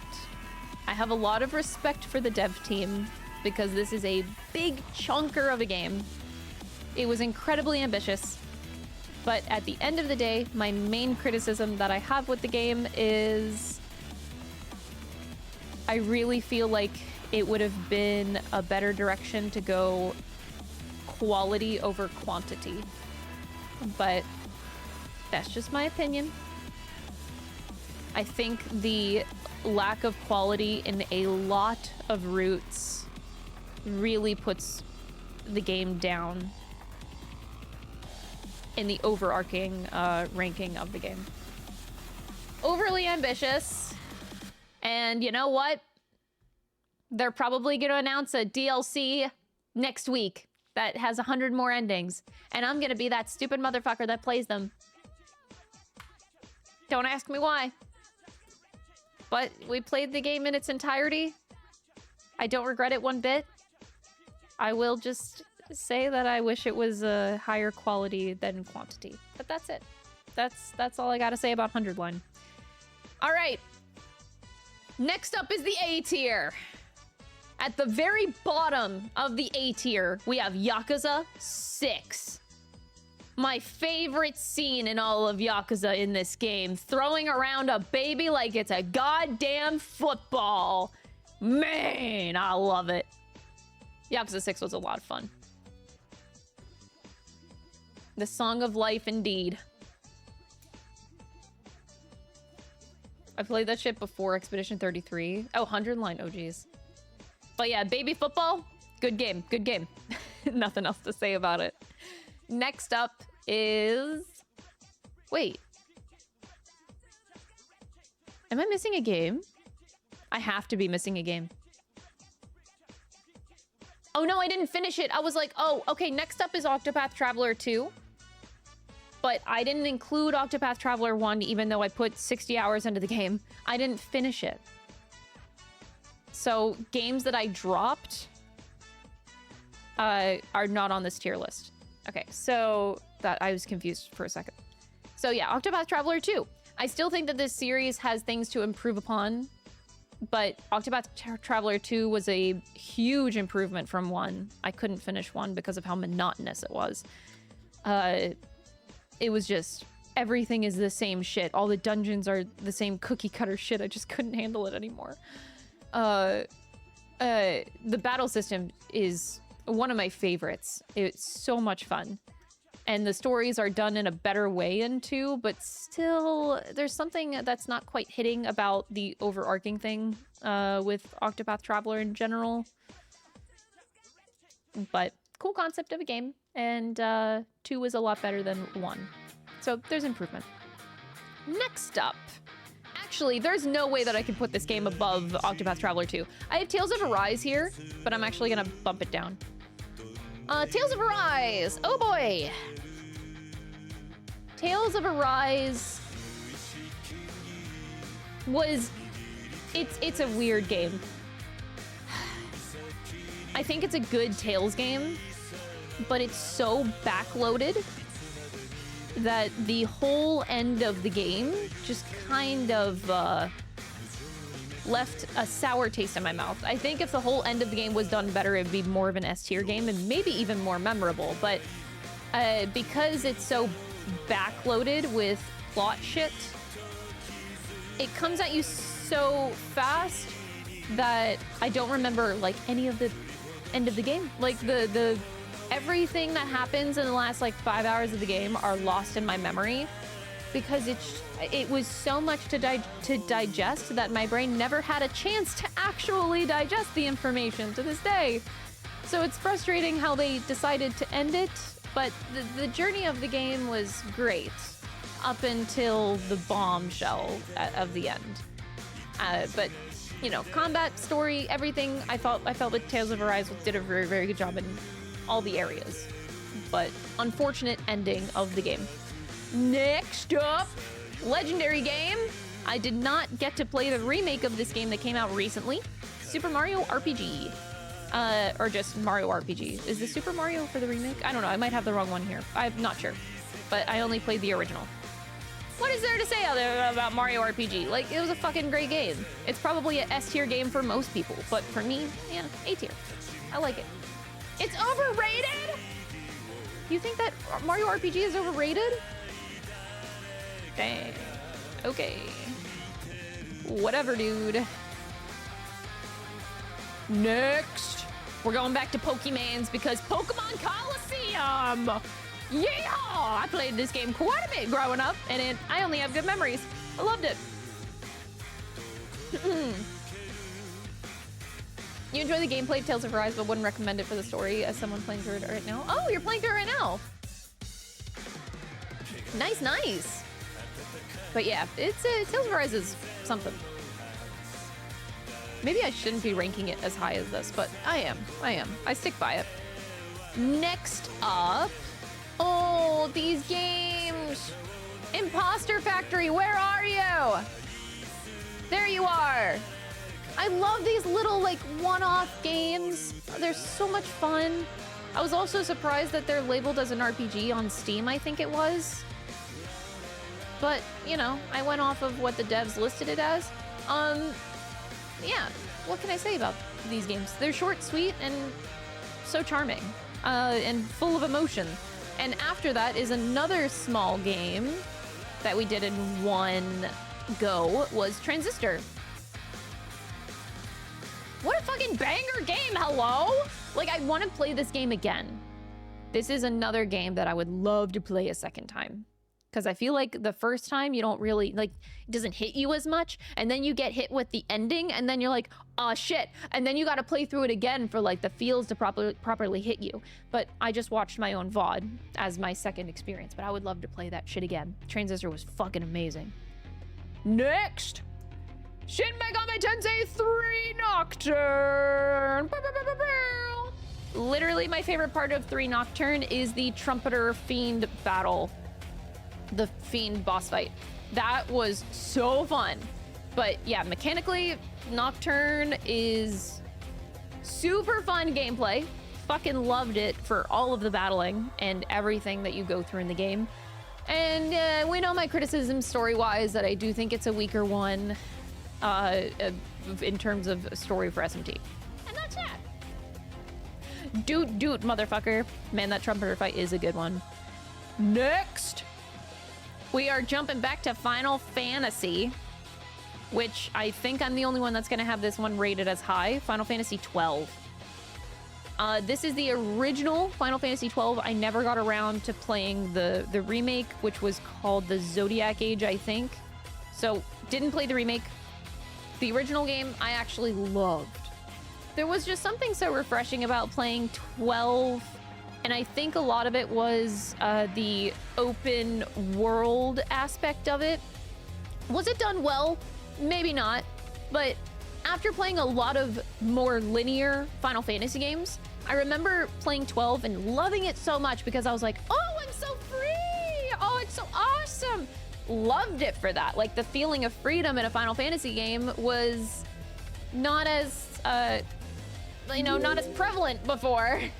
So I loved it for that. SMT3 almost got us here, but it missed because Matador raised evasion too much. Oh, thank you so much, Hospitable, for the 6 months. Appreciate it. But yeah, I really like 12, and I feel like 12 is one of those games that gets shit on out of like the Final Fantasy franchise. But man, I really did like 12 so much more than most of the Final Fantasy games. And my only big gripe with it was that I literally wish Penelo and Vaughn just didn't exist in the game because they're so bad. That's it. I feel like 12 would be an S tier game if Vaughn and Penelo weren't so bad. But they exist, you know. Unfortunate, but they do. And they are the biggest things that drag the game down. Every other character is fucking awesome. Like, you cannot beat Balthier. And then Fran and Ash and Bosch. I'm Bosch! Whatever. But fantastic. I love all of the characters except for Vaughn and Penelo. That's it. All right, Final Fantasy 12. Next! Now... I know you guys are gonna make fun of me for this one, but the next up on my list is apparently SMT5, if I can find it. Yeah, SMT5. This is not Vengeance. I never got to finish SMT5 Vengeance, so this is the original one. Which is why probably people are like, oh my god, it's the original SMT5. It deserves to be like all the way down in F tier. I loved SMT5, man. I loved it. I actually liked the original release a lot. Now, if I played Vengeance, I wonder if it's gonna make me put SMT5 in the S tier. Maybe it would. I don't know. Eventually I'll get there. But the original release, I thoroughly enjoyed it. I thought it was a great step up for SMT in general. Were there parts of it that felt incomplete because maybe it was a rushed release? Maybe. I think that all those criticisms are super valid, but for what it was, I still think that it was a great addition to SMT after so long not having like a mainline game from SMT4. It was great. Love it. Love it so much. Young man. It was so fun to go through those the worlds and fully explore everything in SMT5. And I do very much look forward to experiencing Vengeance. Okay. Next up is our other cute series of little games here. If I can find it. Finding Paradise. I enjoyed Finding Paradise a little bit more than Imposter Factory. Finding Paradise is so sweet and so cute. And if you have not experienced these little indie games, please do. They're adorable. That's all I'll say about it. And then right on top of that, I kind of can't rank these apart from each other, but To the Moon, I also have right above Finding Paradise. They kind of go together for me.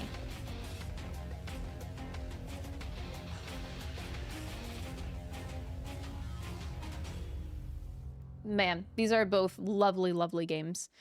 Next up on the list, which I surprised myself with, is Yakuza Kiwami. Man, oh man. Kiwami is a good setup for like the rest of the series, like the original Yakuza. I guess it's Kiwami, it's not the OG Yakuza Kiwami version, but whatever. Same difference.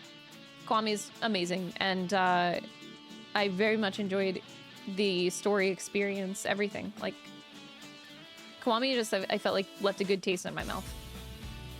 So as it's definitely one of my personal, like, up there of the Yakuza games. Don't know why. Probably because Nishiki. Nishiki really carries the game. Next! Persona Q! Oh, Persona Q was such a fucking good game! The dungeon crawling is like S tier. The puzzles were really, really fun to go through. And the story was super fun with the interactions between the Persona 3 and 4 characters. I vastly love it so much more than Q2. It's a better game in, I think, most every way than Q2. Next! I have... Okay, next up on the list is... No, not that one. Neo, The World Ends With You. The second one. I have rated a little bit lower than the first one. We haven't put up the first one yet, but Neo, The World Ends With You. Such a fantastic set of games, both of these games. And the fact that they're both in the A tier. Actually, I don't even think... The other one might be in the S tier, I don't actually know. But, fantastic games. The gameplay is really fun. The story is really fun. I found the game very unique compared to most other games that I've played, so... Go Neo, honestly. The What Ends With You. Next! Neo, I need to beat that one. Gosh, I love the first one. Yeah, and the second one's a great sequel to it, too. Thank you so much for the 2 months. Appreciate it, Doc. Next up, I put these two games together because I feel like it's weird to rank them apart. I'm not even gonna bother ranking them apart. You have Digital Devil Saga. I love these games! They're so good! Digital Devil Saga 1 and 2. I feel like these were meant to be one release of a game or something, but they came out in 2 different releases for some reason. But yeah, fucking fantastic. Gale. I love this. Like, Digital Devil Saga was such a fun game to experience on stream. Like, I know playing the niche things, like these spin-off SMT games, is not that popular, but I am genuinely so glad that I went back and experienced these a couple years ago on stream. Like, fantastic. I fucking would love them to remake these games one day. Make them... Are they accessible? I forget how I played it. How did I play it? Oh, okay, I don't remember. Did I emulate it? Maybe. But anyway, if you haven't checked out Digital Devil Saga, do it. Just do it. They're really, really fun. PS3. Oh, so I did. So I probably emulated it. Next, we have the first Fire Emblem to reach the West. We have Blazing Blade! Legendary! On the Game... not GameCube. Yeah, no, Game Boy Advance. On the Game Boy Advance. The Fire Emblem. This is with Eliwood and Hector. Because this wasn't my first Fire Emblem game, but it was the second Fire Emblem game I ever played. I have nothing really to say about it other than, like, yeah, it's ranked higher because it was one of my first, so it has that bias, and I ended up replaying it a lot, loved the characters, Hector's a badass, and the gameplay was one of the more fun ones to replay through over and over again. That's it. And Lynn, of course, Lynn. Oh, next. All of these games I have ranked up so high. We'll start with Super Paper Mario with Count Bleck, I believe his name was. Super Paper Mario, like, dude, I love the Paper Mario games so much. I've only played 3. I've played the original on N64, and then I played Thousand Year Door on GameCube, and I remember playing Super Paper Mario on my Wii growing up, and fucking love Paper Mario. All 3 of these games are amazing. I have not played the other ones. I've always wanted to play the other ones, but these are the only 3 that I played. And yeah, I found it weaker than the other 2, which is why we didn't get to the other 2 yet. But still, super fun and, like, really creative and innovative set of games. I love Paper Mario so much. Dimentio Superiority. Oh, I forgot about Dimentio until you mentioned the name. Next, we have not Fire Emblem. Final Fantasy Crisis Core. This is the new one. Now, I played both of them. I played the original Crisis Core, and I played the reunion version of it that came out, like, what, 1-2 years ago? I forget. I'm just ranking the new one because I didn't really find them that different at the end of the day. I didn't want to rank them separately, so I just made it just the most recent version. I thought it was really good. Like, I think that they did a really good job with Crisis Core, especially with the new changes that they made to it to kind of coincide with the new FF7 remakes and rebirths. So they, like, added some stuff. And I thought it blended well together with, like, what they're currently doing. But man, Crisis Core is such a good one. It's such a tearjerker, and I think that they did a really good job with the remake lately. If you haven't played it, please play it. It's really good. Next up is, I have no idea how to say this, Live Alive? Live Alive? Yeah, that game is also very good. You can't watch, like, any playthroughs of it on YouTube, though, because they have it, like, 100% blocked. It's stupid. It sure is a decision on Square's end. That's all. I'm salty about Live Alive, Live Alive. It's a great game. I just wish they weren't so strict on this game for some reason. Next. Where are you at? We played this game last year, I believe. Disco Elysium. What a fun game.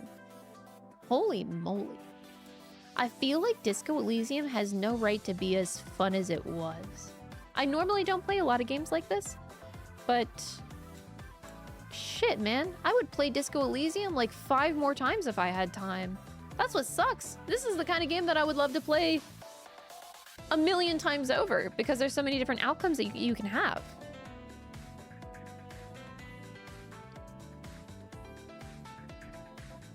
It's great. Next up, I know this game, it's weird to be placed this high, but, like, hear me out. Miitopia, okay? Miitopia is such good meme, fun shit.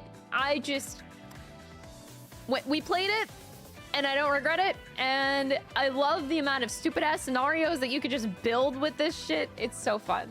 Miitopia is just such a funny-ass game, and you can make it however funny you want to make it at the end of the day. Like, it's great. Next up, right above Miitopia, we have Persona 5 Strikers. We're starting to get into the games that, like, man, it gets harder and harder as we get to the top with, like, my favorites, but Persona 5 Strikers is fucking so fun to play. I love this style of gameplay so much, and the story was really good too. Zenkichi is the best fucking... I need Zenkichi and more Persona content. Why is he stuck in this fucking game? Anyway, Strikers is amazing. Please play if you haven't. Next, we have Persona 2, Innocent Sin. That's where we start here. So Persona 2, Innocent Sin. What do I have to say about it?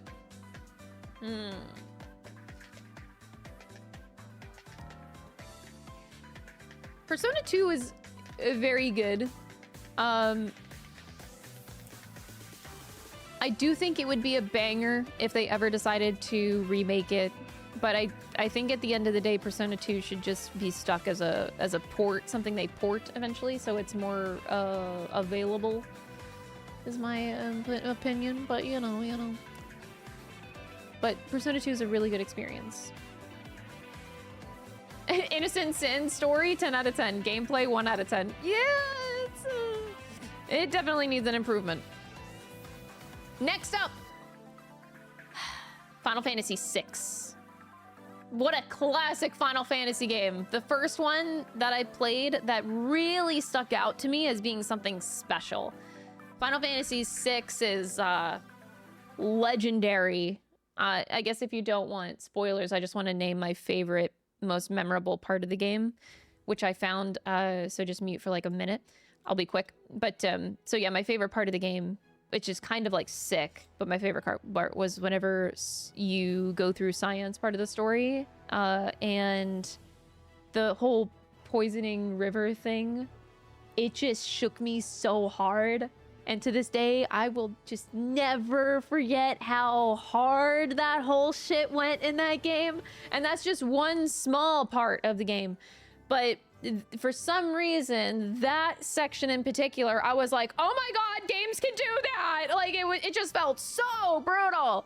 Everything it just shook me, and I'm like, damn, now that's a fucking game. Like, I didn't know that games could go out that hard. And I played Final Fantasy VI. Oh boy, I don't remember what age I played it, but I just remember that when I experienced that, it was genuinely such a culture shock to me.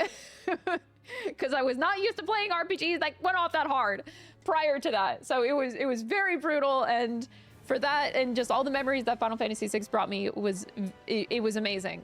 So huge shout out to Final Fantasy VI, one of the best ones that they have in their roster. Next up is a game that it shouldn't be above Final Fantasy VI, but I have to admit that I enjoyed it more than Final Fantasy VI. No one's gonna agree, I know. But I grew up with Tales of Symphonia being my favorite video game of all time. It was my favorite video game for 16 years and running. So now it's no longer my favorite game. But the second one, the sequel, because I loved Tales of Symphonia so much, the sequel is not good. Like, I fully realized that the sequel was not good. But because it had so much nostalgia for me with how much I loved these characters, and I got to see them again, and I got to experience a new story and a sequel, I love the sequel despite it knowingly being bad. The combat is such a major step down from the first one, especially. Still love it. Still love it. So the sequel game goes up this high purely because of my bias that I always had, but I know it's not good. Courage is the magic that turns dreams into reality. How many times do you have to hear Richter say that fucking line? Jesus Christ. It's so frustrating. But it's fine, it's fine. Next up is The World Ends With You, the first one. So it is up higher than Neo, but it didn't quite make the S tier. Amazing game. I really don't have anything to say about it that's new from Neo, other than like I just enjoyed the story aspect of it more than Neo. Just solid spin-off game from Square. Fucking, it's shocking how good that game is.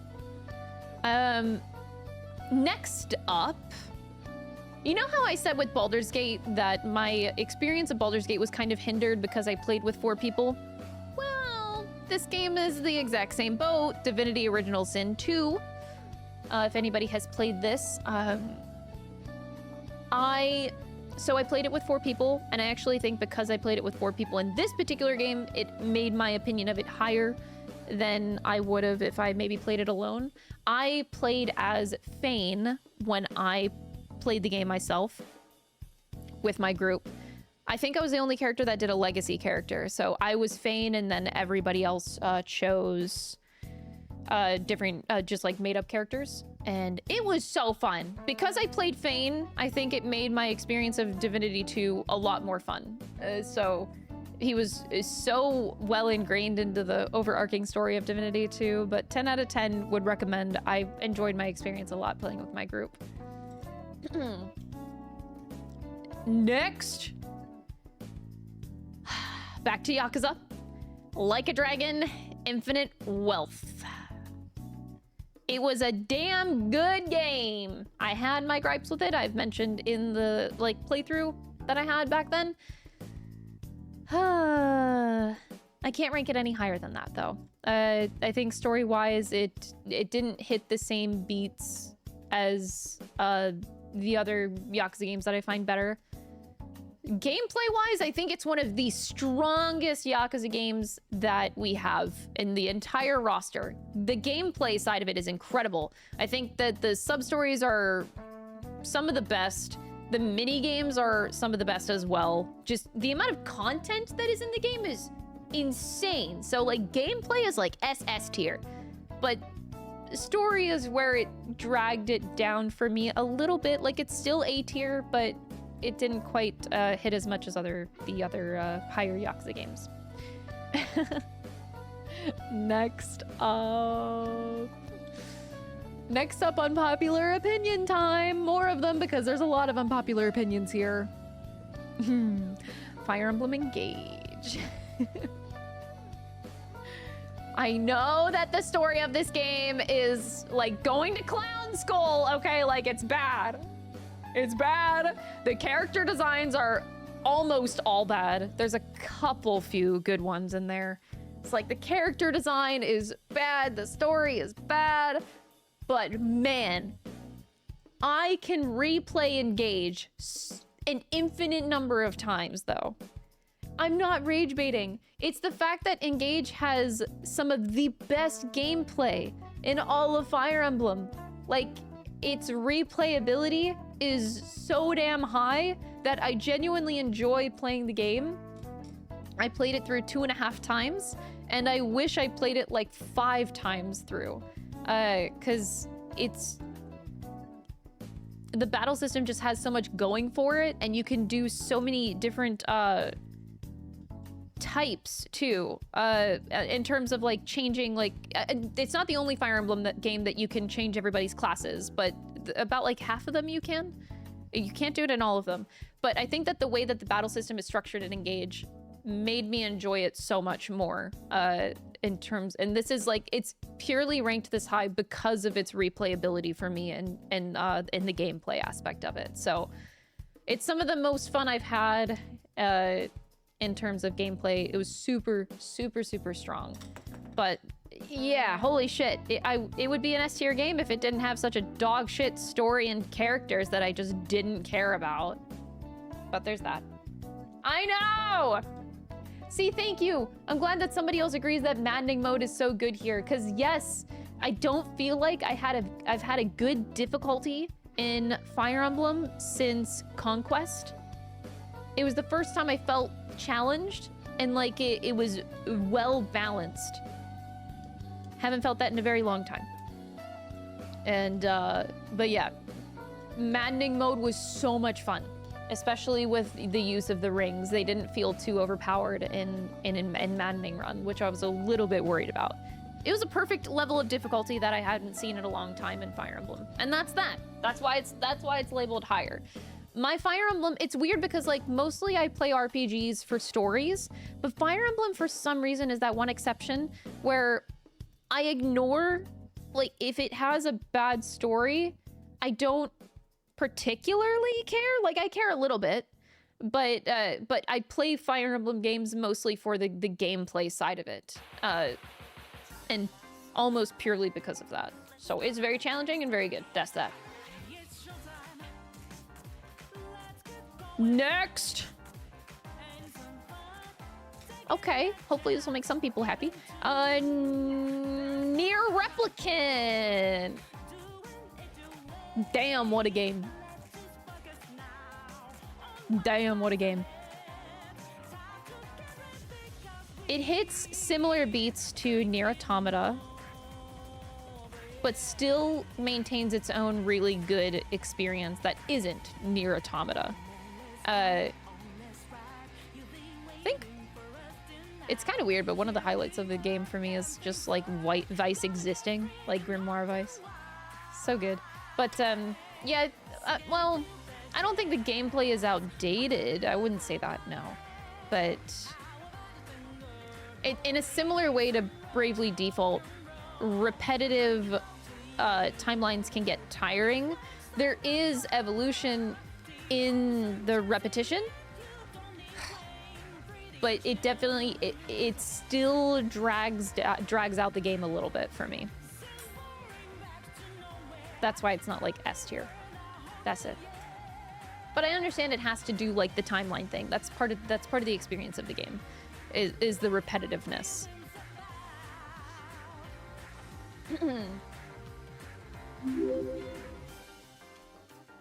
Finally got back into my Twitch account after being locked out for 2 months. You were locked out for 2 months? Who do I have to sue? Twitch is going so far down the shithole, man. Anyway, we're not going there, chat. Thank you so much for the 57 months, Scrubby. I appreciate it. Next up is Persona 2 Eternal Punishment, ranked higher than Innocent Sin. Again, yeah, Persona 2 has an incredible story that goes with it. I enjoyed Eternal Punishment more. That's all there is to say, really. Next, the original Paper Mario on the N64. This was such a fun game to play growing up. I only had like a handful of games on the N64. My mom didn't have a whole lot, but Paper Mario was one of them. I think one of like all of 10 games I think that we got on the N64. And yeah, it was the same thing I said with Super Paper Mario. These games are really innovative and creative, and just the amount of fun that I had playing it as a kid is unmatched.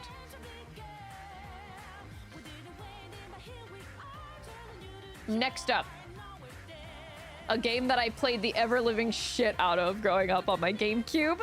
To the point where my mom bought me the themed GameCube for Pokemon XD. I got the themed one. So my Xbox, not my Xbox, my GameCube was, it had like the Pokemon XD stickers on it. She got me that version of GameCube, and I was so happy because I loved Pokemon XD so much. And I just kept playing the ever-living shit out of it. It's funny because she bought me Pokemon XD, and the special edition of the GameCube for it, because we already had one GameCube. We had one, a regular silver one that she got on launch for us.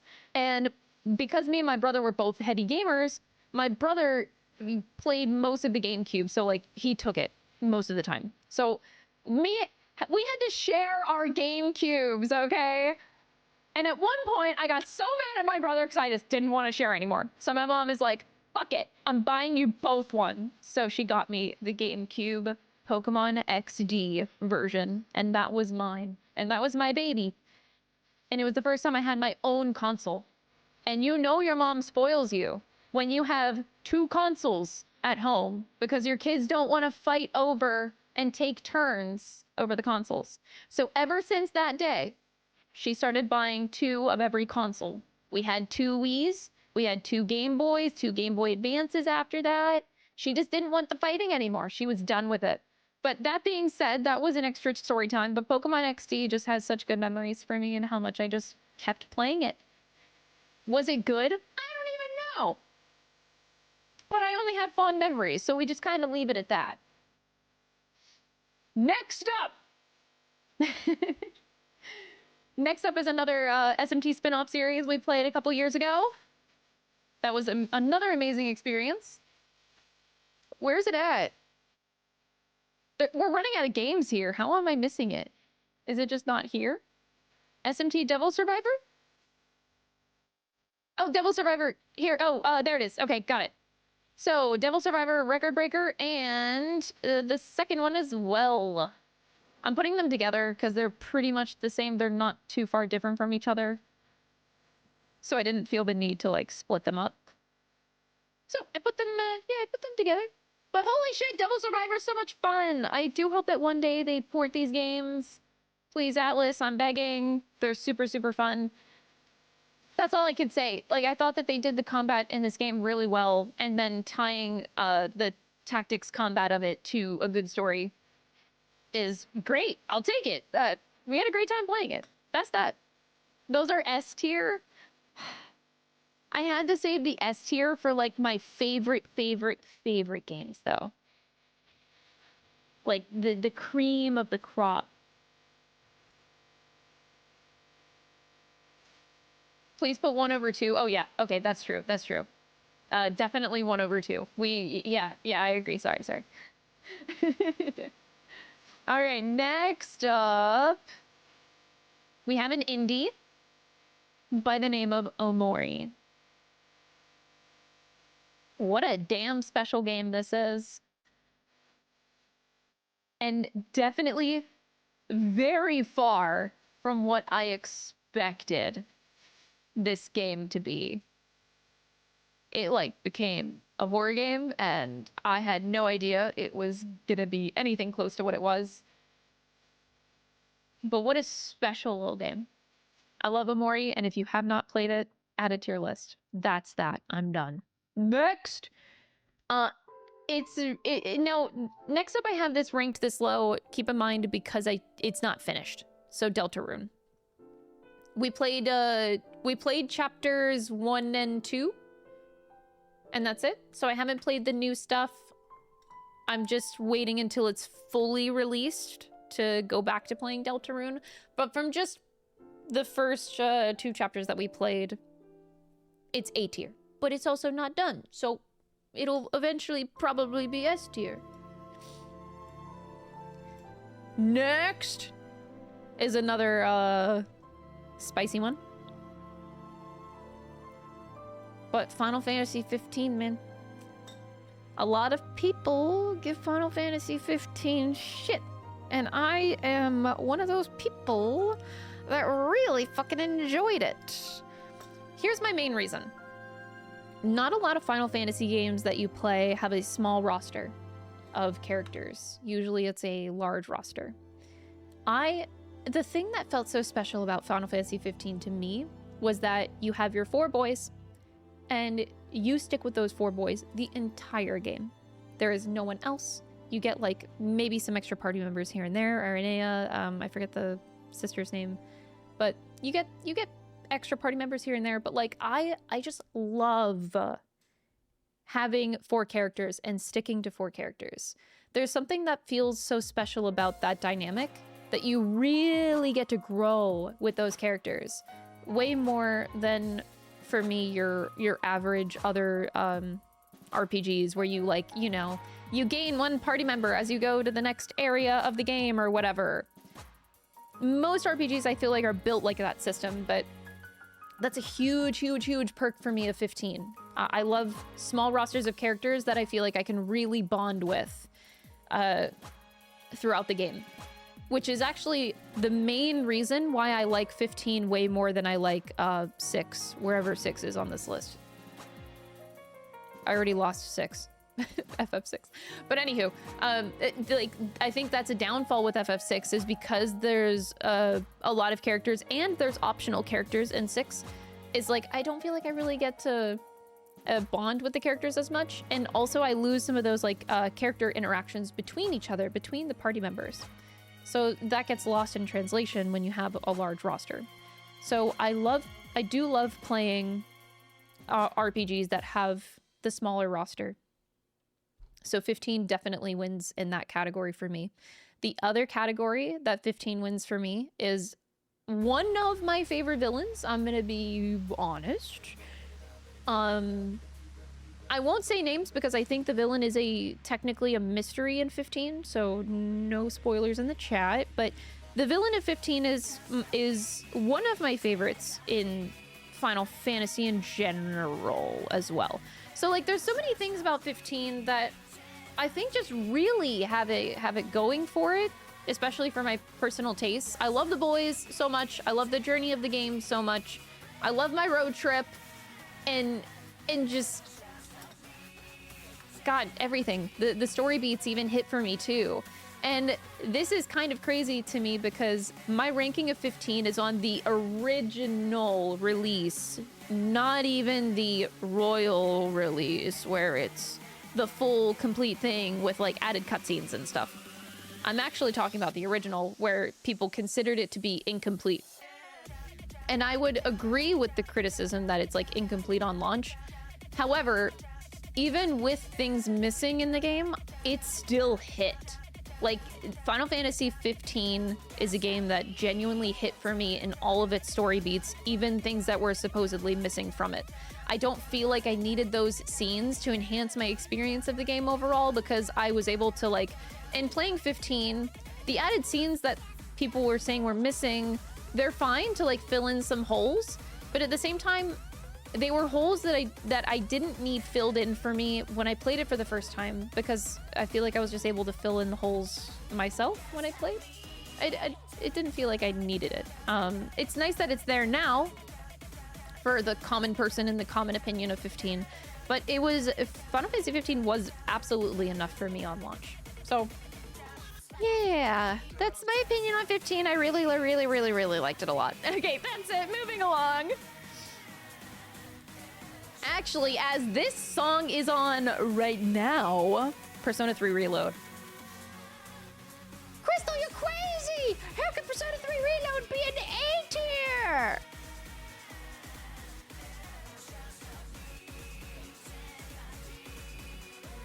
I don't know.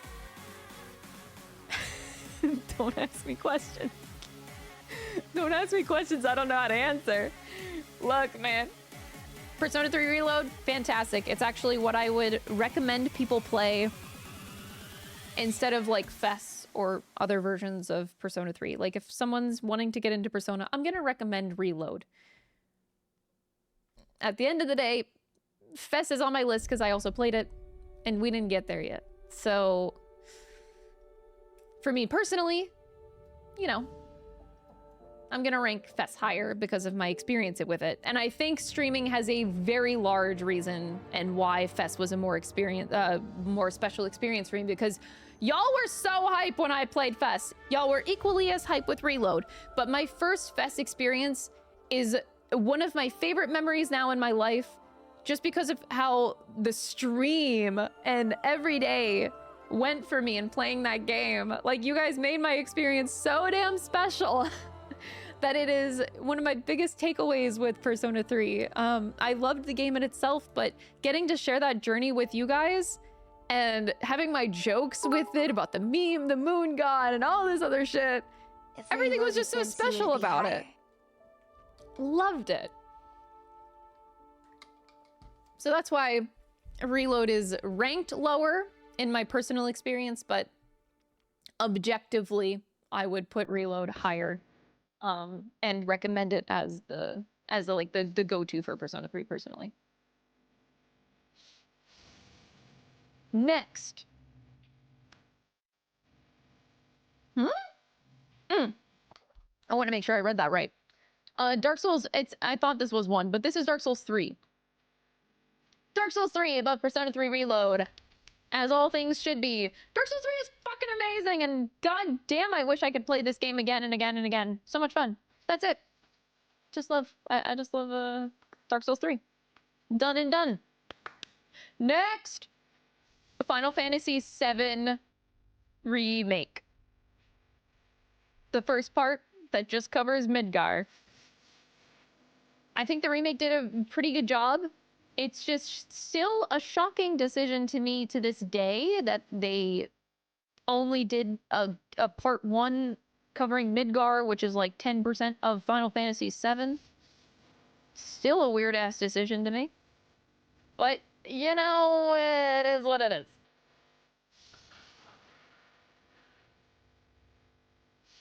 Still a good remake. I love the additions to it as well. They're doing a good job with it. Can't say more than that.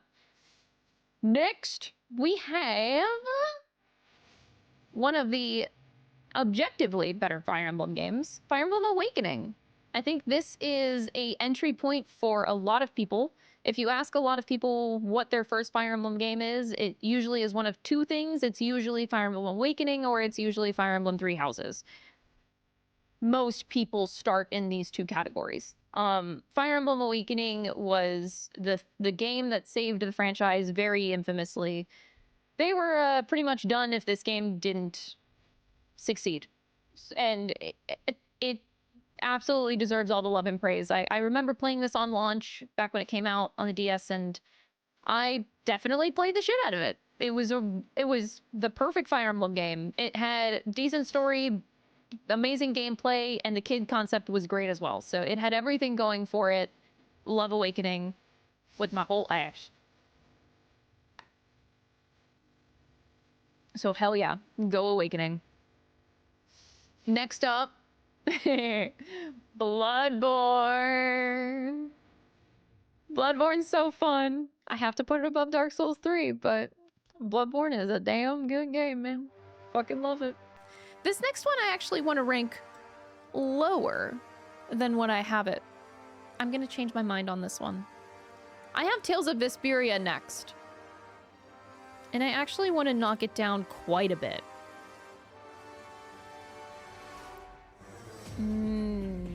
Maybe right here. Yeah. It's actually getting knocked down quite a lot. Tales of Vesperia. All right, I'm changing its position, but it's a great Tales entry that I think would have been a near perfect game if the ending didn't piss me off so much. Man, what is it with Tales games and the ending pissing me off so much? The game was perfect for the first, you know, if there's like 90 hours of gameplay, the first 85 hours is amazing. And then they just drop the ball at the end. You know, could be an S-tier game, but they dropped the ball at the end to where I don't genuinely think that the plot made sense at the end. It didn't feel like the characters were acting as they normally would throughout the entire game. Things started feeling out of character. It started feeling like thrown together last minute. I was pulled out of it, and I wish I didn't feel that way, but that's just how it was when I experienced it. I was like, ah, shit, what the fuck happened in this game? And it ended up leaving a bad taste in my mouth, but I can't ignore the 85 hours that were amazing in that game because it was solid all the way up to the ending. Like, so much fun to go through. The whole journey was great. Just that goddamn ending. Next. Talked about it earlier with the Advance Wars like reboot. But the original Advance Wars game, this is the only one I've played, the original Game Boy Advance one, and I played it a lot. I think I played it like 7 times, honestly. Like, because for a long time, it was the only Game Boy game that I owned. Besides, like, a Game Boy Advance game that I owned. I think besides Advance Wars, for a long time, I only had Advance Wars and then Pokemon Ruby and Sapphire. And eventually Emerald when that later came out. But besides those 4 games, I had to rotate between those 4 quite a lot. Because that's all I had on the Game Boy Advance.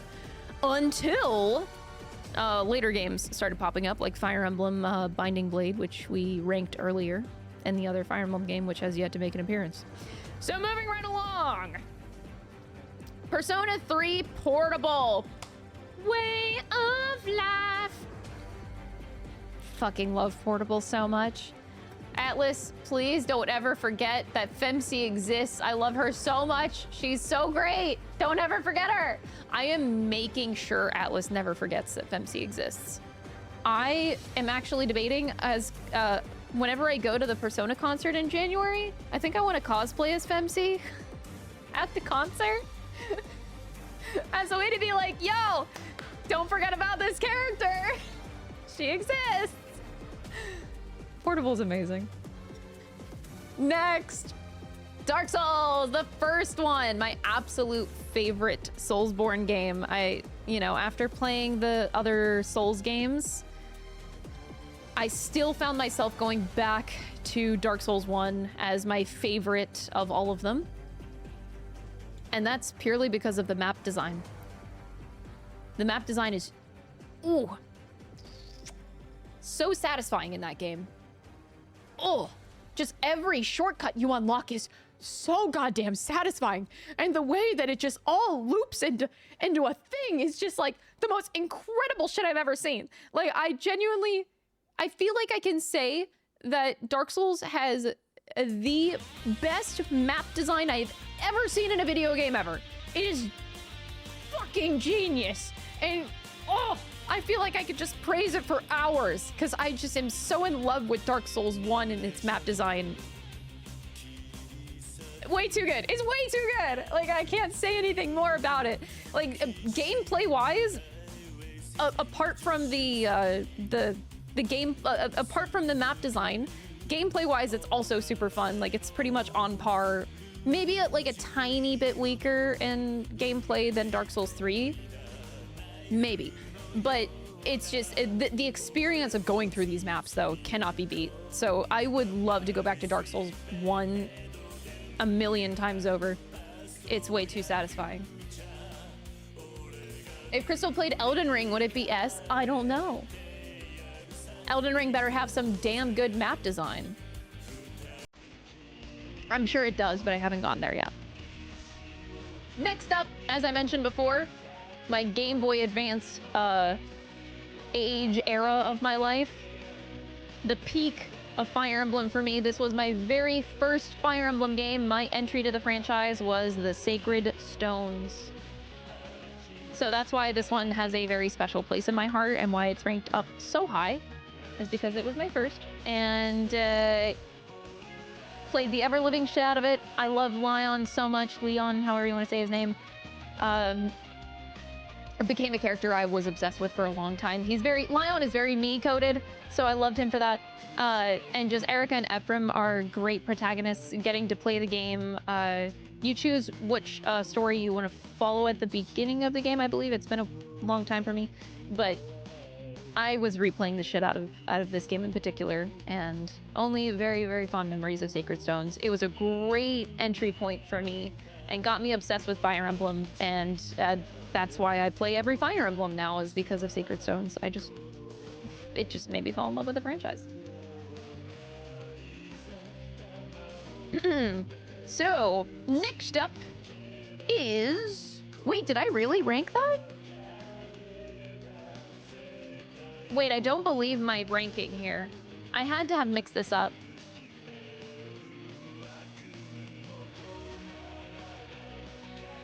Okay, I have Kingdom Hearts 1 next. Which means I have Chain of Memories above Kingdom Hearts 2. That can't be right.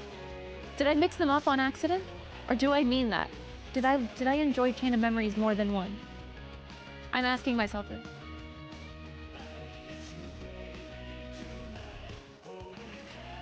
Did I mean that?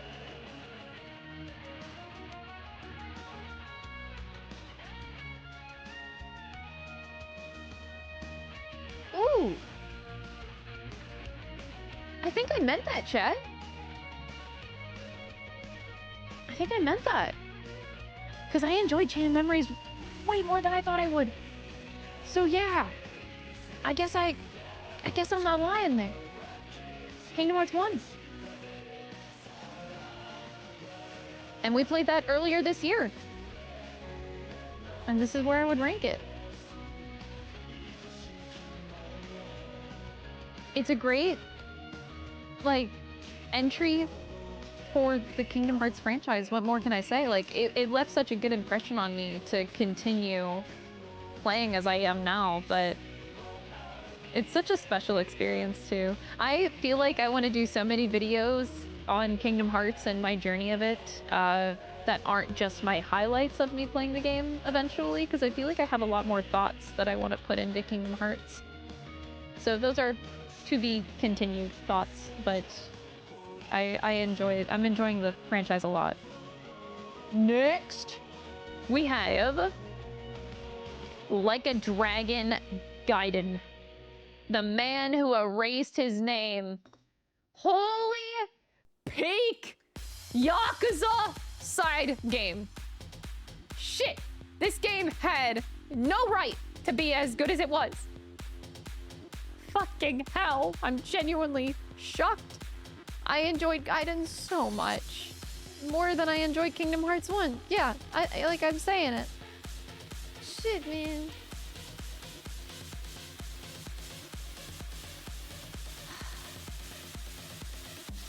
Yeah, only 3 Kingdom Hearts games were completed this year, and we're gonna keep going, don't worry. But yeah, I'm genuinely shocked at how good Gaiden ended up being, and it's such a good game for just not only Kiryu, but like the whole franchise in general, to like really put a cherry on top of the cake, to give it that closure. So damn good. Next up, the first video game I have ever played, the first RPG that I have ever played. The first video game I've ever played in my life is The Legend of Zelda. The Legend of Zelda is not a RPG. So I'm clarifying it's the first RPG that I've ever played in my life. Pokemon Red, Blue, Yellow. So, yeah, they're all the same. Pokemon Red, Blue, Yellow are all the same. But, you know, in Pokemon Yellow, you got Pikachu. But have to rank it up this high as my first RPG I ever experienced in my life. And played the ever-living shit out of it. And it got me into gaming. Like, I wouldn't be playing all of these fucking games if it wasn't for Pokemon Yellow on my little Game Boy growing up, okay? Like, I wouldn't be here without this. And it was amazing. I can't respect any other aspect. You don't think that Pokemon... You don't think it's a good game?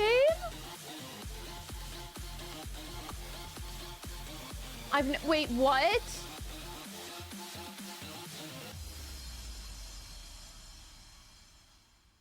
Wow, okay. Wow, okay. Okay. Okay, chat. The best Pokemon is Pokemon Heart Gold. I didn't play any of that BS. Like the remakes of the old ones. I loved Pokemon Yellow, okay? I loved it. I would whip it up right now and play it if my save data wasn't gone. I didn't know that you guys are the ones that taught me that Game Boy games have a memory chip in them that goes bad over time. So color me shocked when I tried to boot up my old Pokemon Red, Blue, Yellow games and my save data is gone because it's too old or something. I didn't know that they did that. I had no idea. Or battery, yeah. News to me. Thank you, Delane, for the 9-month resub. We appreciate it.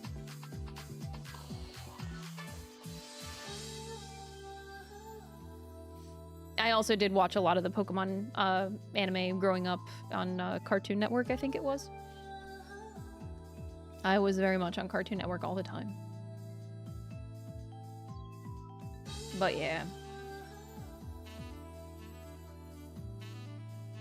I've heard Legends EA is fun.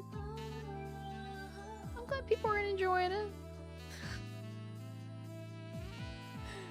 Oh man. But yeah, I kind of stopped after Gen 3.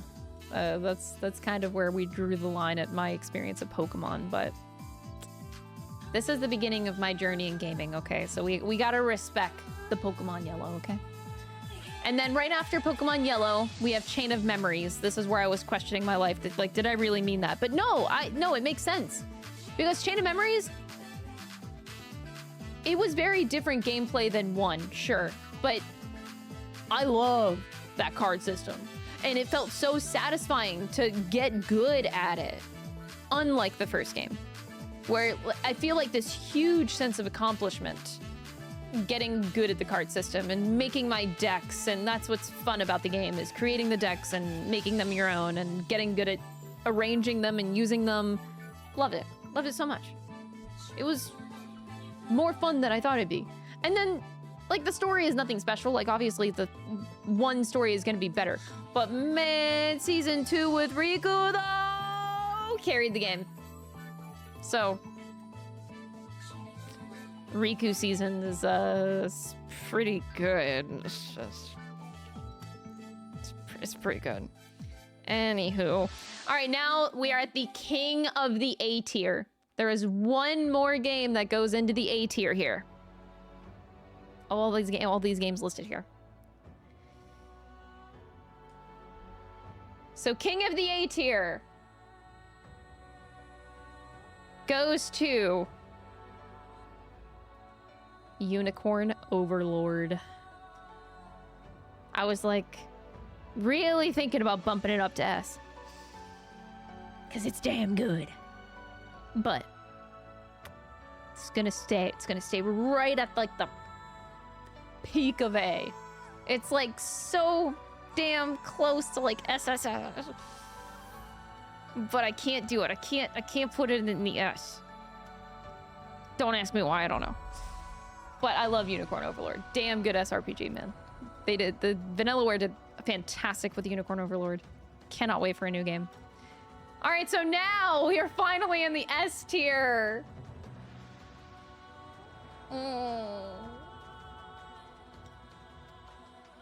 At the very bottom of the S tier, we're gonna start with Final Fantasy IX.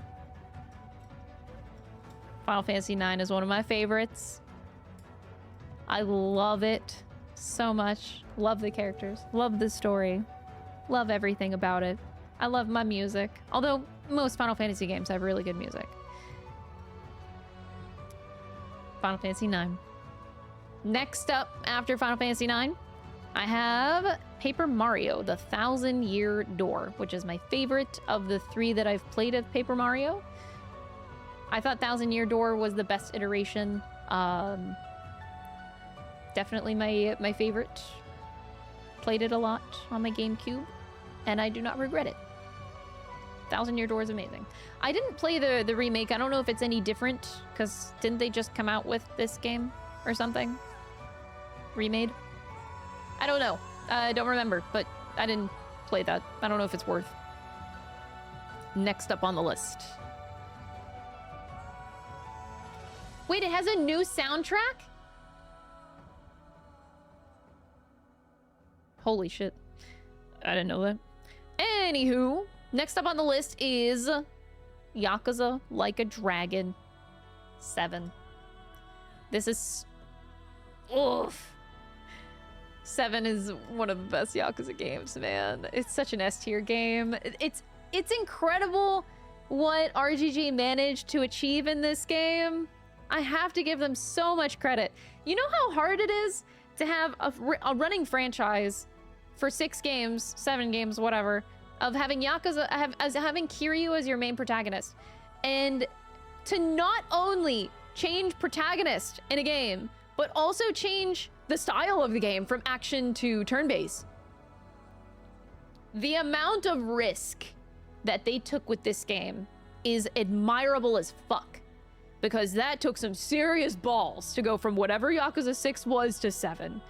Huge tone in the franchise. And I think that the risk hugely paid off. I am so proud of RGG for everything that they achieved with Yakuza 7. And Ichiban is an amazing new character. They introduced him so well. And just all of the changes. I know it's divisive with people not liking turn-based and they prefer action Yakuza games, which is fine. That's just a personal preference type of thing. But I do think it's a good thing to like mix up your gameplay every now and then, and it'll diversify the fandom a little bit, and it has, but all of it I think was worth it. I think at the end of the day it's very, very worth it. I'm super proud of them. So huge shout out to Yakuza 7. Next up, Xenoblade Chronicles 3. Oof. This game was so good. Oh, this game was so good. And I like that, unlike the other two Xenoblade games, after we played it, it was like 2 years ago already. All of the story is still fresh in my brain and never left. And I love that, because some of the other aspects of the other games left me. But this game, oof. It was good. It was such a, in my opinion, it was a vast improvement off of Xenoblade 1 and 2. Good shit. Love Xenoblade Chronicles 3. I'm getting chills just from like thinking about that story. It's really, really good. Next up is SMT4. We're getting into like my favorite games. Oof. This whole S tier was so hard to like rank. But SMT4 is, oh, fucking amazing. Easily my favorite SMT game. Peak experience, great story, great implication of Chaos Order. I'll end it thus. It's just, they're so good. What else can I say about SMT4? Like, the way that the story and the combat go together so well in this game are just incredible. The plot twist, the philosophy side of it is, I think, the best that they've done in SMT. I fucking adore SMT4 so much. Next, we have Persona 4 Golden. Now, if anyone remembers, my Persona tier list has changed. Because I believe I had Persona 4 Golden ranked a little lower in my last ranking. So I think we did that Persona tier list 2 years ago. So in the 2 years since then, it's gone up higher in my list as I sit on it, you know. So normally, if you would have asked me 2 years ago, Persona 4 would have been in the A tier, like high A tier, but A tier. But it's gone up. All right, next up, the latest FF7 entry, Rebirth. Such a vast improvement from the remake. Rebirth, with each section just having so much fucking content to do and side quests. The soundtrack going off so damn hard in terms of the amount of soundtrack they had. There was a new song for everything. Side quests had their own new songs that you only heard once and then never again. Like, shit was insane how much they put into Rebirth. Crazy. You know, say what you will about whether you like or dislike the ending. I don't really give a fuck. I just enjoyed my experience. But damn, they delivered on Rebirth. They absolutely delivered on Rebirth. The gold saucer stuff, exactly. That shit was so well done. They did not disappoint. They really did not disappoint with Rebirth. And I love the added content that they put into it as well. The moments in particular with the weapons. What's that? I don't remember where that scene happened. Was it Gongaga? Where they're like communicating with the weapons. Where you don't get that in the original FF7, but everything that they added, I felt like it was so beautiful. I'm like, oh, that cutscene in the water with the weapons was such a beautiful, memorable cutscene that they added. And I'm like, oh, okay, that wasn't in the original, but I'm buying that. Like, shit, that was so good. I really, really like the added stuff. I didn't mind some of the changes that they made at the end of the day. I thought it was really good direction overall. I can't be mad at it. They really did a great job with Rebirth. Next up! Here's my P3 Fest experience. It's hard to match that, man. It's hard to match P3 Fest. We had such a good time streaming that game. It was, like I mentioned before. It was like the story I mentioned before. Just, you guys made my experience of Persona 3 Fest so much better in nearly every way. I can only thank the community for that. So if you watched any of my Persona journeys, really, like, thank you for that. Really made it special. Next up are my favorite Fire Emblem games. Fire Emblem Radiant Dawn. And goes together with Path of Radiance. My favorite Fire Emblem games. They are my favorite. To this day, I could keep on playing Path of Radiance and Radiant Dawn over and over and over again. Maybe Radiant Dawn a little bit more in terms of replayability. Because Radiant Dawn got like all the characters in Path of Radiance plus another set of game set of characters. So it has like 140 something characters. It's a fucking large roster. But damn, Tellius is amazing. Not only do I find these games incredibly like the replay value is so high with both of them, the story I think is my favorite in any Fire Emblem game as well. I love the overarching story of these games in particular. So Radiant Dawn is a direct sequel to Path of Radiance. But Fire Emblem really stands out, Path of Radiance really stands out because many of us know Ike, but I think to this day, he is the only protagonist that is not, like, royalty, like, not a prince. So he is your only protagonist that is just a fucking mercenary at the beginning of the game. And you grow with Ike, which is very different than any other Fire Emblem game that is like you follow your prince and your royalty and and same that goes with that kind of goes with Three Houses as well. I don't think that argument holds because of protag things, but like Path of Radiance, Ike is your like most unique protagonist I think in the entire franchise. And Ike is a very special character who absolutely deserves to be in Smash, unlike Marth and Roy, in my opinion. But, you know. But yeah, he's super special. I love his journey so much. And Micaiah in the second game is your Radiant Dawn protagonist as well, is also really, really, really well done. I just love these stories so much. Tellius stories are the ones that I hold the most true, like, hold closest to my heart. And not only that, the gameplay is incredibly fun. Maybe Radiant Dawn gameplay a little bit better. It definitely is a roller coaster. Like, you know, some areas of the game are more frustrating than others. That's like with any game. But my favorite. I absolutely fucking love Fire Emblem. Path of Radiance and Radiant Dawn. Moving right along. Okay, we just finished this game. Chat. Now, I actually might rank this game up higher. Later, when I actually do post-game content, I don't know. But Kingdom Hearts 2 was so damn good! Shit!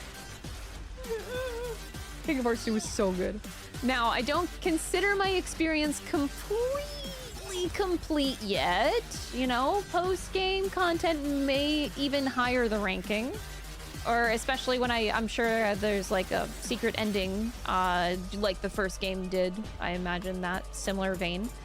So we'll see.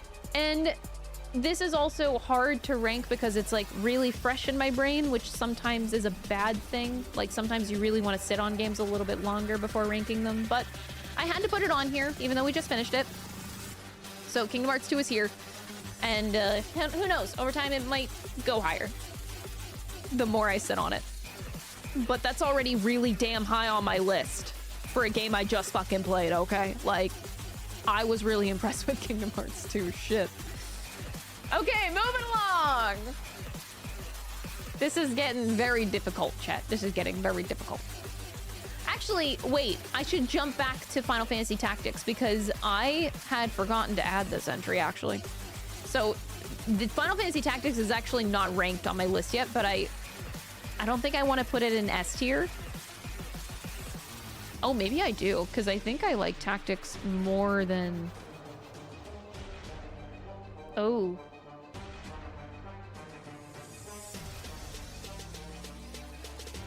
Oh. Hold on. This is why I did my ranking off stream, because going through every game is so hard to rank. Really, really hard. I actually might put FF Tactics in the S tier. Because, yeah, I enjoy it more than all of this. It's just whether I put it here or...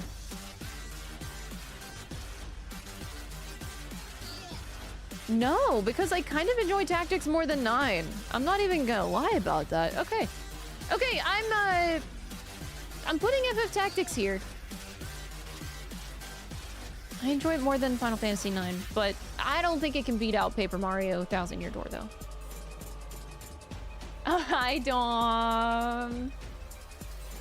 All right, we're down to the last, like, few games here, chat. This, we're getting down to the wire. Oh, boy. But next on the list of these games is... Nier Automata. Nier Automata. Okay, I like Mabuchi's theme, but I kind of want to move on. Oh, Final Fantasy VI. This works. Okay, Nier Automata. The Tion songs are up, because, yeah, this is what, top 15 or something games? These are, like, all games that you guys need to play if you have not played, okay? Like, Nier Automata is fucking top tier. Play it. That's all. That's it. That's the end of the spiel. Next, Undertale. Another incredibly special experience of a game. It was quite the game to stream as well. Very difficult to stream. I think the most difficult game to stream on the channel I've ever experienced. But worth it. Absolutely worth it. I have never experienced a game like Undertale in my life. I love how unique it is for its genre. And I also appreciate how innovative it is as well. So fuck yeah, go Undertale. Next up.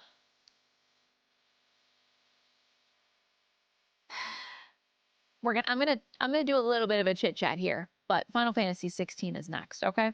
Now, here's the thing. When you've been around the block for a long time, Final Fantasy games have always been the same for a very long time in terms of their release. People hate on new releases for a few years and then give it 5 years and then people turn around and start liking it. Final Fantasy has been like that with near every goddamn release since like 7, the original, okay? People hate it at first. And then they come back a few years later and then they're like, fuck, that was a good ass game. I will die on this hill that Final Fantasy 16 is one of the best Final Fantasy entries. I loved it. I loved it. I understand why some people might not like it. It's totally okay if it's not your cup of tea. But I will die on this hill. 16 is easily one of my favorite Final Fantasies. Obviously, there's only one higher that I put above it. I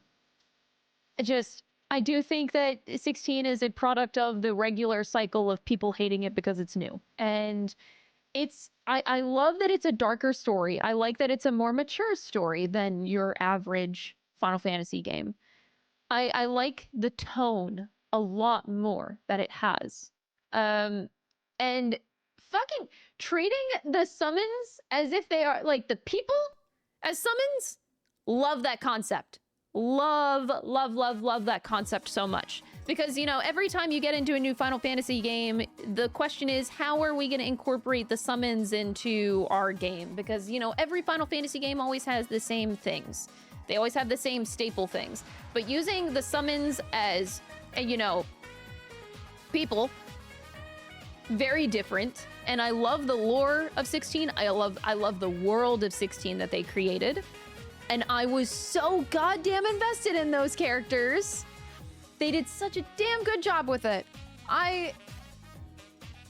Final Fantasy 16's story one that will stick in my brain forever. I don't think I'll ever forget a single moment of that game because everything just stuck the fuck out. I think that people's I do disagree with people's take on 16 that the pacing is bad. because I think people are just looking at the highs being high and the lows being lows. Sure, pacing, whatever. But, you know, like, are you really expecting your game to be highs the whole way? Like, I find it such a bad argument that people try to give with 16, because this is like the main argument that I've seen that it's negative about 16, and I just kind of don't get it.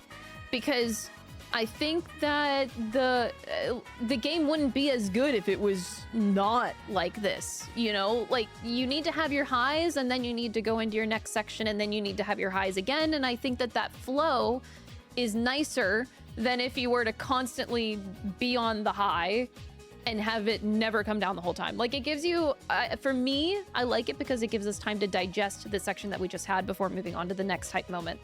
So I never minded the times after, you know, you go through one section of the game. I'm trying to keep it vague because I don't want to really spoil Final Fantasy 16. But I think that there are things for them to learn from what 16 could have done better and improve that in the future. But generally, I am obsessed with 16's story, 16's world, 16's gameplay, pretty much everything. And I loved it so much. That's it. That's it.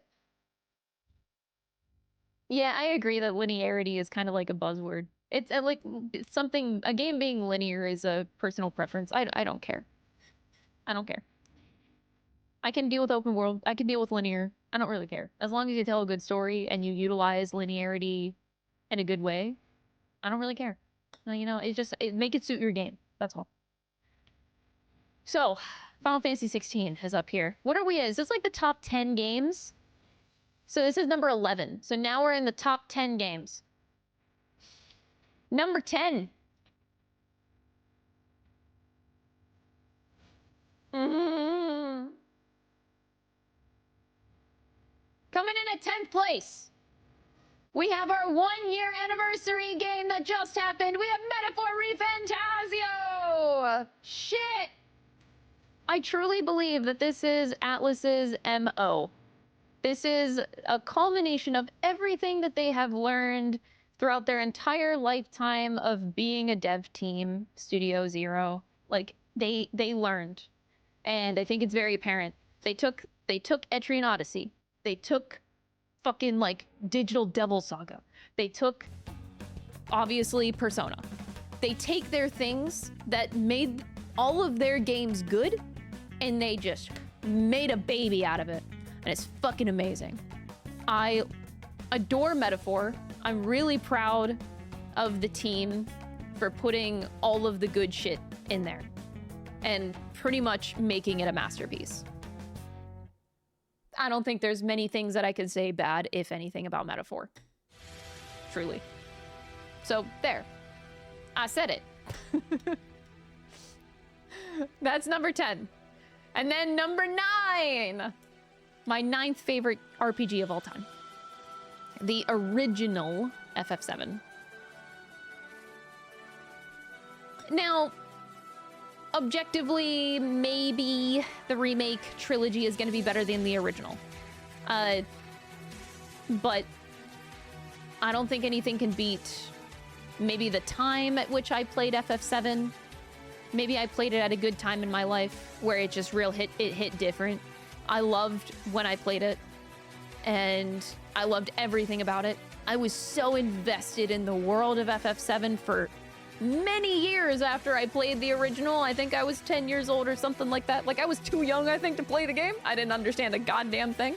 But it got me invested enough to not only want to play it like 3 times in a row after that, but also, like, I was so interested in any content that they put out. Like, I loved Advent Children. I loved, even though everyone hated Advent Children, I was a sucker for it, okay? Like, I was obsessed. Like, that's why Dirge of Cerberus is rated stupidly high, because, I know it's bad, but I love the story of, and the world of FF7 so much. It was so impactful for me growing up. So, yeah, it has to be rated so high. Has to be.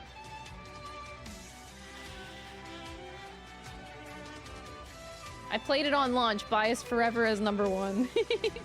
I mean, yeah, I mean, A lot of people will say that FF7, the original, is completely overrated, and I would severely disagree.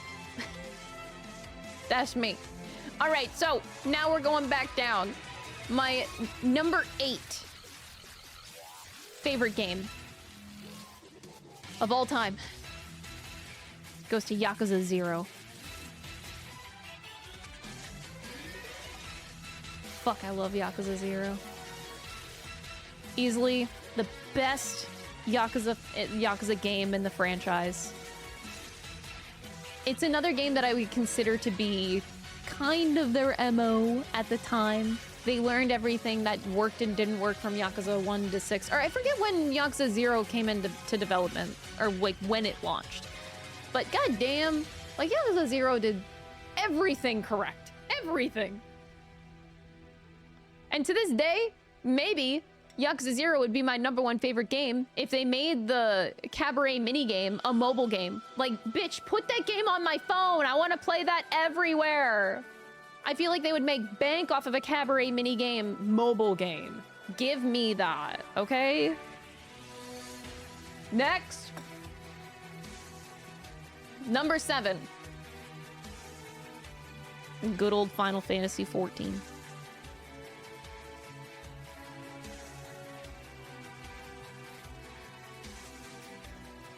Final Fantasy XIV, you know, I haven't been playing for over a year.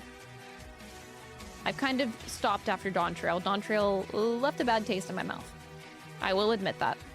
But, you know, my experience for 7 years, starting in Stormblood, whenever Stormblood launched, it was like a month after that I started playing FF14.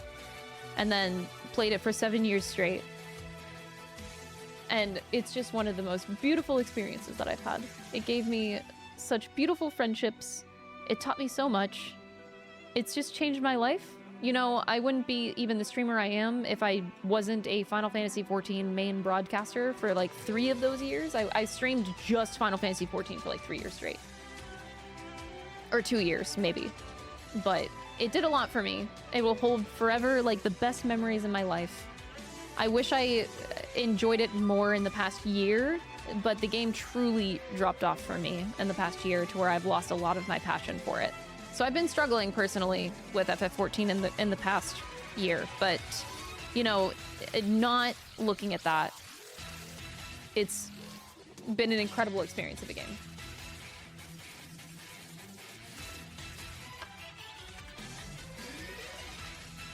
That being said, moving right along to number 6. Number 6. Baldur's Gate 3. Now, who knows? I might rank Baldur's Gate 3 even higher if I did a solo campaign. Because this is just based off of my experience of playing with the group that I did. And with the 4 people. So we had a max group. So maybe I even place it higher eventually. I don't know if I'm ever able to play it solo. But, you know, just from my 4-player experience game that I played, it left that good of an impression on me. I will forever love the fact that I played Astarion. And I will forever love the fact that I unregrettably bit everything that I could in front of everyone. Actually, maybe I do regret that. Because I did that, I couldn't fuck the bear. Wait, I do regret it. I do regret it. I remember I tried to have sex with Halzen. And he denied me. Because I think he saw me bite a lot of people. I regret that. I do regret that. Well, yeah, like, I'm a vampire, dude. So, like, I bit everything. Astarion's a vampire. And Halzen didn't like that. So, I was kind of sad. It's okay. It's okay. It's fine.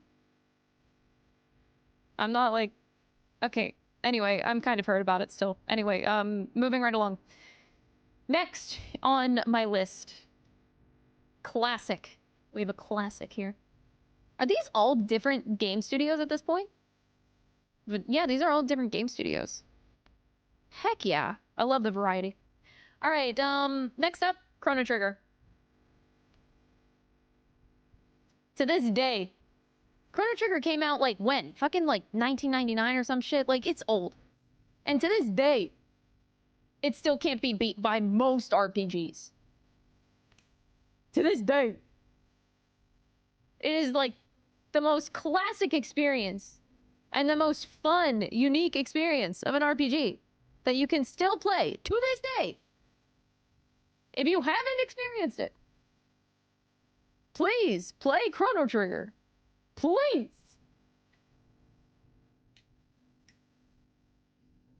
It's a true gem. Also, chat, 13 Sentinels is not Atlas. They're just a publisher. That's Vanillaware. Next up, running at number 4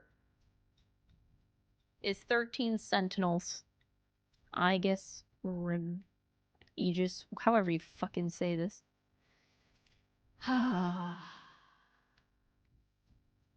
13 Sentinels is such a fucking good game, dude. Please play 13 Sentinels. It's such a unique experience for an RPG. Wait, actually, is it? Oh yeah, it is an SRPG. That's why it's here. So I was like, visual novel? No, like... Anyway, it's an SRPG. Please play 13 Sentinels. Okay, thanks. Next! Coming in at number 3. Oh my god, these are my top 3 favorite games of all time. Ah!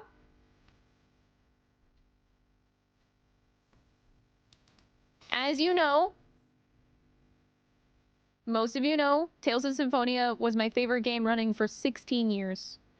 It got dethroned whenever I played The Great Ace Attorney Chronicles. And to this day, I will say that The Great Ace Attorney Chronicles, I think, is still my favorite game of all time.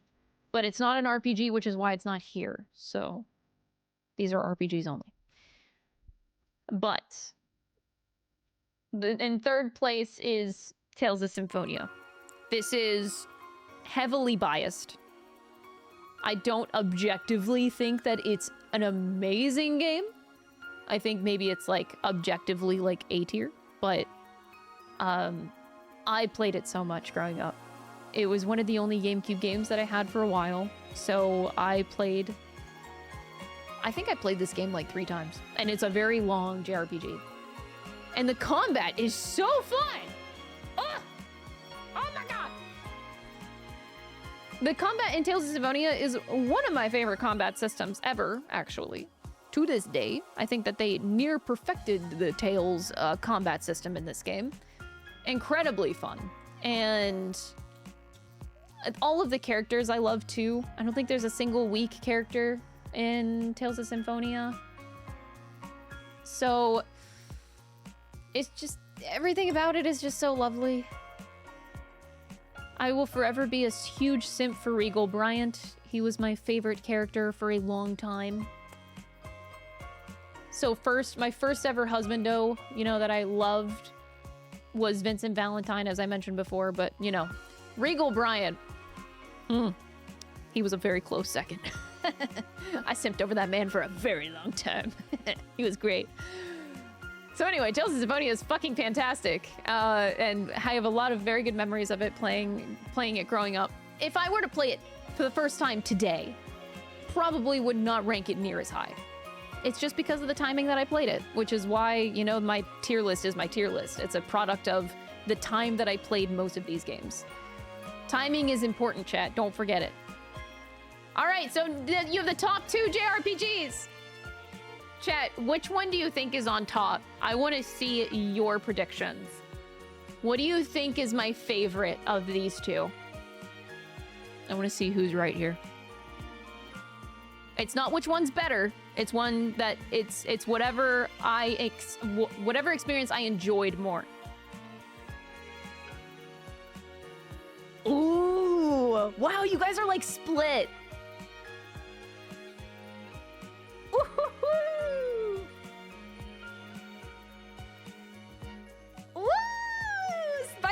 Okay, spicy.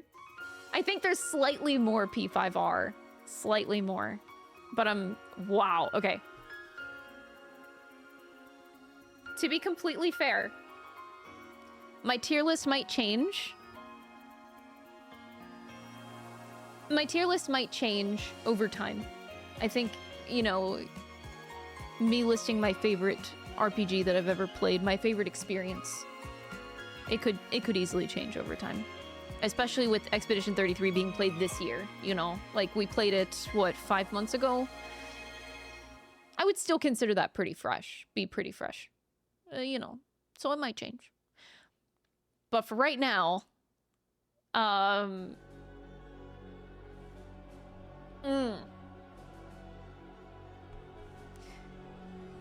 okay, for right now, P5R is my favorite RPG that I have played. So like 60% of you were right. Yeah. This was so tough. This was genuinely so fucking tough though. Expedition 33 came out of left field, being an insanely good RPG. I will not talk about it in huge detail because I do not want to spoil people that haven't played the game. But it is such a unique and the experience of Expedition 33 is a really, really special one, but so is Persona 5 Royal. And I think we all know my journey of Persona 5 based on my videos. It just hit me. I think what happened with Persona 5 Royal is not only did it help take off my channel, and I went from being a streamer that was barely making ends meet to being having like a comfortable success. So like I think that had a huge impact on me. Like people resonating with my playthrough of Persona 5 Royal that much left an impact on me, like a huge impact. It literally changed my entire life. This one game changed my life. So it's hard to not look at that overarching experience and being like, okay, this game basically made my success. And that's not something I ever want to ignore or ever take it for granted. And I, you know, that aside, if I even put that aside, Persona 5 Royal is still the game that comes on top. At least currently. Expedition 33 still could actually grow on me more. It actually could. But the experience of Persona 5 Royal, I think at the time that I played the game, it was just messages. This is why I keep saying the time in which you play games can really hit you differently. So like a really shitty game, even if a game is really shit, it could really hit you in the most impactful ways. If it's just like a message that you really needed to hear in your life at that time, you know? And Persona 5 Royal is, I think exactly was that for me. You know, playing that in 2020 in March, I feel like that was such a huge transitional point in my life, with me taking such like a leap of faith with changing my content and streaming career in general. It was a huge leap of faith, and the messages in that game also just put so much perspective into like what my life was up until that point. Like Persona really does that to you, man. It really just makes you nostalgic of like those years and reliving them, and the psychology that it does to your brain is, at that time, it was something that I feel like I desperately needed, and I'm so thankful for that time in my life, experiencing Persona 5 Royal at that opportune time. So that's why it's on top. But yeah, this is it. Take your time. Yeah, they really drilled that into you, Persona 5 Royal. They absolutely drilled that into you. So that's it. That took like what, 3 hours to do? That's about how much time I wanted to spend on that. So we're done. This is 143 RPGs that I have played in my whole life. Now, this is not all the games that I've played, obviously, but you know, not every game is considered an RPG. I don't know if I'll ever do like a full ranking of every game I've played, because that adds like fucking another 100 games onto this list. There's so many games, Chad. There's so many games out there. But yeah, if I include every game, that would be so much.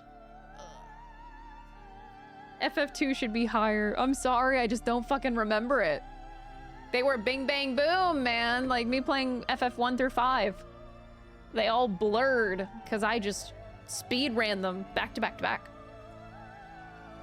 Judgment games are not considered RPGs on Steam. I even Googled that, I looked into that, and nowhere listed Judgment as an RPG, so not on here.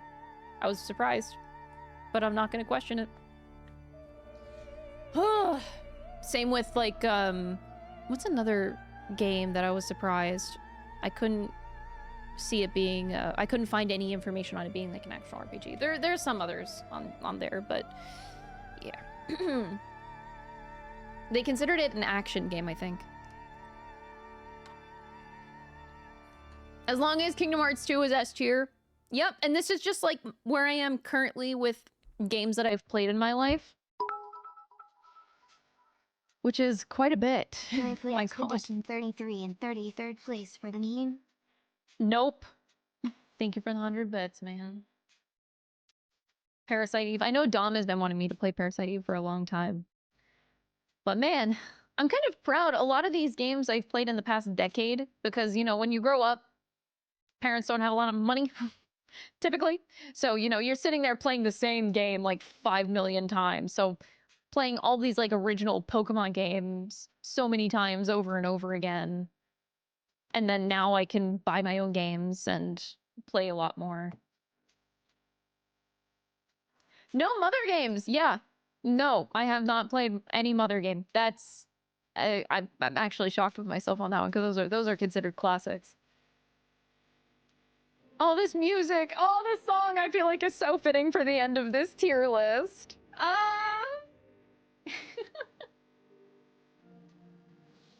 No, I still haven't played Xenogears, Dom. So yeah, there's still a lot of games on my list that I still have to play, but you know, I'm pretty satisfied with all the games that I have played in my life. This is a lot for just RPGs.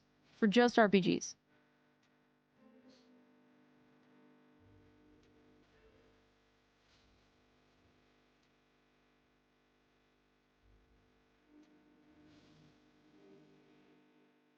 Nobody played Xenogears. We have it. It's back in our shelves back there.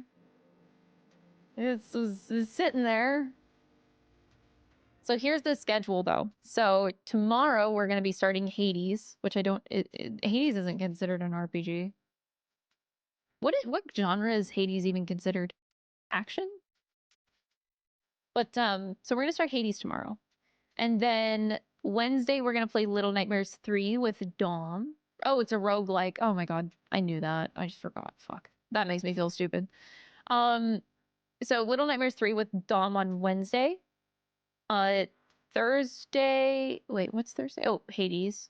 Friday to Tuesday, there's gonna be no streams because my brother is visiting. So, like, kind of like a mini half vacation, kind of, sort of. So, Friday to Tuesday. When I return on Wednesday next week, we're going back to Kingdom Hearts 2, and we're gonna do post-game content. So I want to do all this shit with like Kingdom Hearts 2. That game was like way too much fun to not play the ever-living shit out of. So I hope you guys don't mind, but I want to play the ever-living shit out of Kingdom Hearts 2, okay? Trails will eventually happen as well. More Tales games will be put in here as well. But, you know, for now, this is where we're at.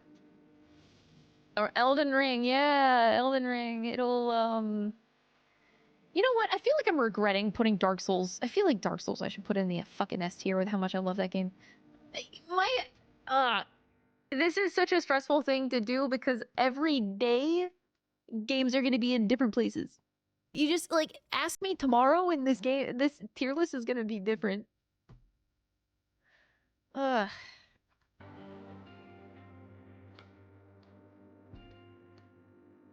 It's so hard. You know, ranking 143 games is fucking hard. This took me a month and a half to put together, chat. A month and a half. Because I was staring at this a little bit every day, figuring out how much I like these games and like trying to recall my experiences because some of them are old as shit. and like having to remember the feeling that I had playing them and like trying to embody that and be like, okay, yeah, I remember feeling that way. And then trying to rank it with games that I played last month. You know, it's hard. Shit's hard.